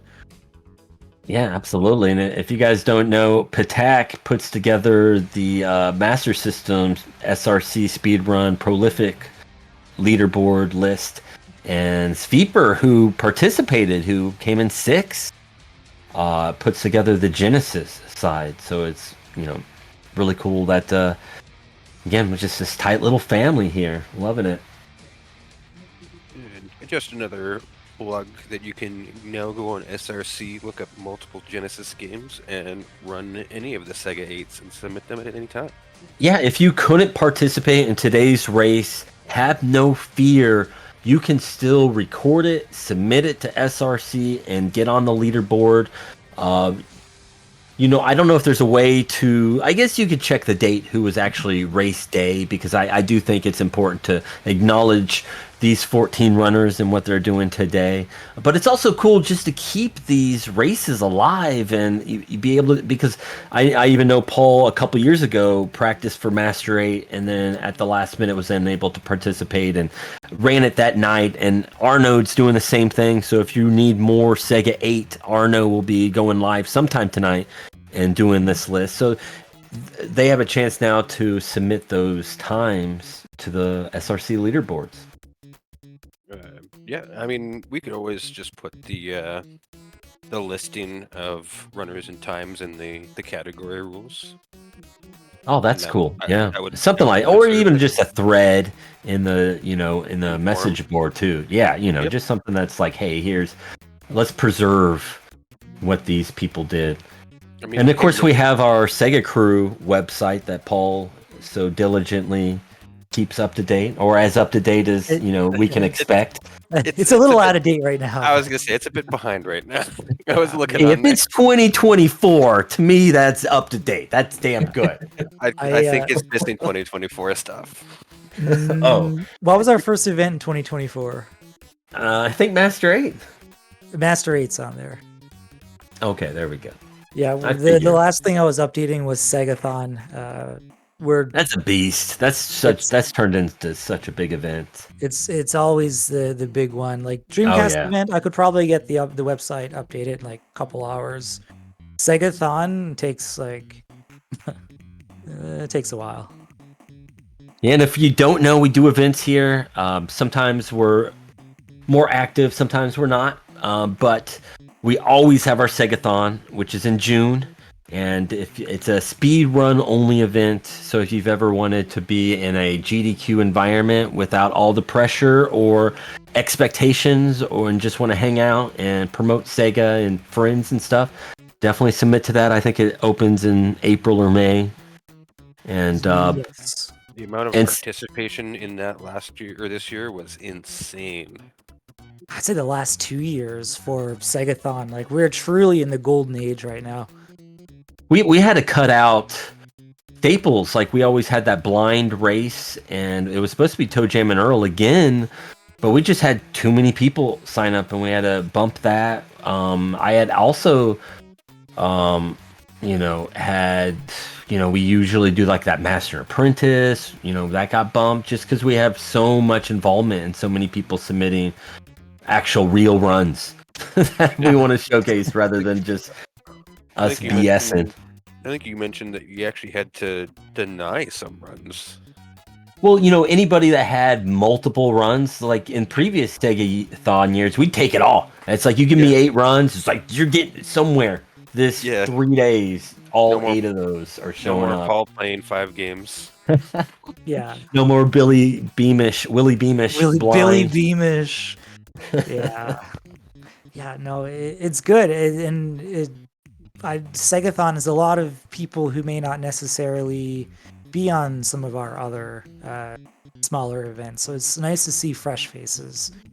Yeah, for a few years it was like me and Z-Tox heading the late night crew, but we've got a lot more people from Europe area signing up. So Squilly Bob from Australia. Yep. That helps, and Grumpmeister, JKL, absolutely. So many amazing runners all over the world now that are DBK'd in Japan. Yes, it's TV been really 2 years cool. in a row. Yeah. Heck, we even just for the Dreamcast event, didn't we have someone that literally played all night? Yeah. Oh man, no, that Dreamcast event was amazing. The 15-hour Shenmue run. 1. I went to bed at like 2 a.m. watching Shenmue 1, and he's doing like the warehouse forklift races, and I wake up 7 hours later, and Shenmue 1's playing, and he's doing the warehouse forklift races. I'm just like, awesome. This is so perfect. Yeah, the overnight. Yeah, PSU loved me. Yeah, did Shenmue. yes. And then we also had, Rise of gosh, that Arcadia. Dreamcast. Yeah, Rise of Arcadia. That was another Guys of all-nighter. Arcadia, that was like 12 hours. And then Evolution, I think GB Says Hi did Evolution, and originally when they signed up for that, that was a 12-hour run or something. And I asked them, I was like, hey, we don't have room for this. We already have all these long ones. Can you do Friday night and just do overnight then? And they were like, oh yeah, I can't do it. And then like a month later, they were like, Booster, we just broke the game. It's only 3 hours now. Is there any way we could, get this squeezed in there? And we're like, yes. We're getting Evolution in there, and I think it was like 240 or something like that. But we put 3 hours down. But it was also great that we could showcase a game that that wasn't going to be in there, but because of new speedrun strats, we're able to show those off.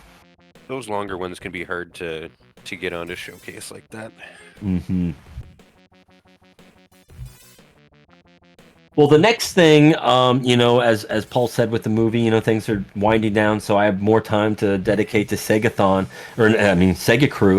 and it is still 2024. We still have time. December, if you check the events list, there is a Sega Olympics scheduled.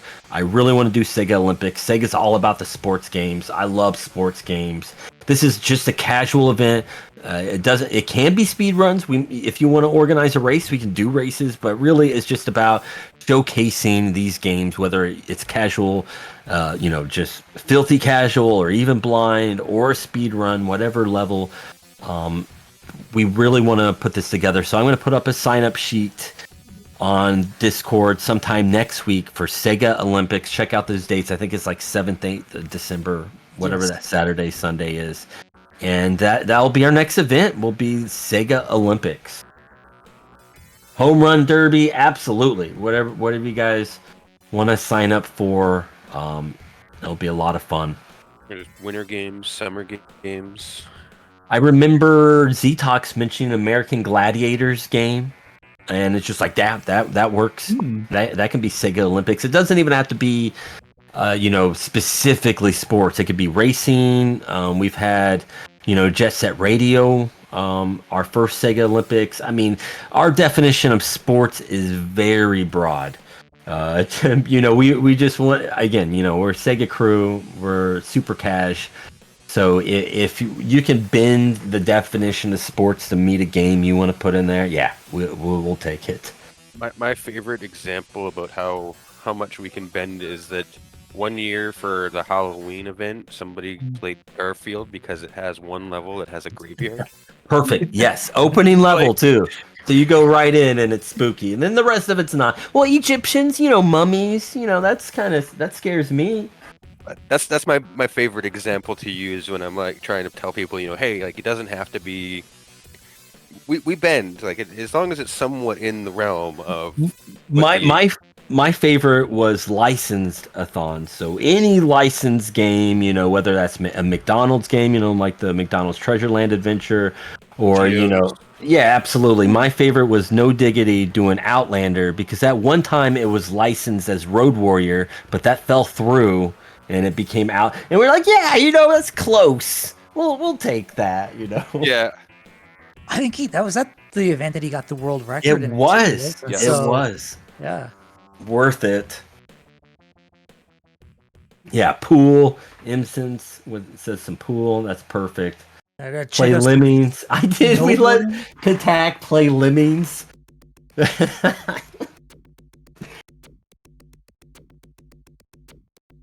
Well, heck yeah, we are reaching the 3-hour mark. Do you guys have any closing words? Anything you want to say to wrap up this great SEGA8 race? I think all the racers did an amazing job today. Geez, I mean, basically everybody under 3 hours. That is really good, really good. Yep. Just want to thank everyone for participating, whether you were in the race or you just voted for games. Both are very important for this event to happen. So. Yeah, and I want to echo Esta there with just, participation, whether that's actually doing the races or just even chatting. I mean, you guys are what keep SegaCrew alive and going. The fact that people are tasking Adventures of Batman and Robin or Pac-Man 2, and we can just host that, and you guys get to decide what this place can be, and it's so much fun. And we're always want people to be involved and active, and if anybody out there wants to be more active and more involved, reach out. We're not like some exclusive club at all. We want people to, especially that have been around and have watched us and want to try this, or have, and want to do more. We'd love to have you. We're just some Sega peeps doing our Sega stuff. So yeah, just a big bunch of nerds. We're not Exactly. a crew without you. Dang, man, that's copyright right there. I'm trademarking that right there. We're not a crew without you. I'm gonna animate Captain Whiskers saying that. That's perfect. That is awesome.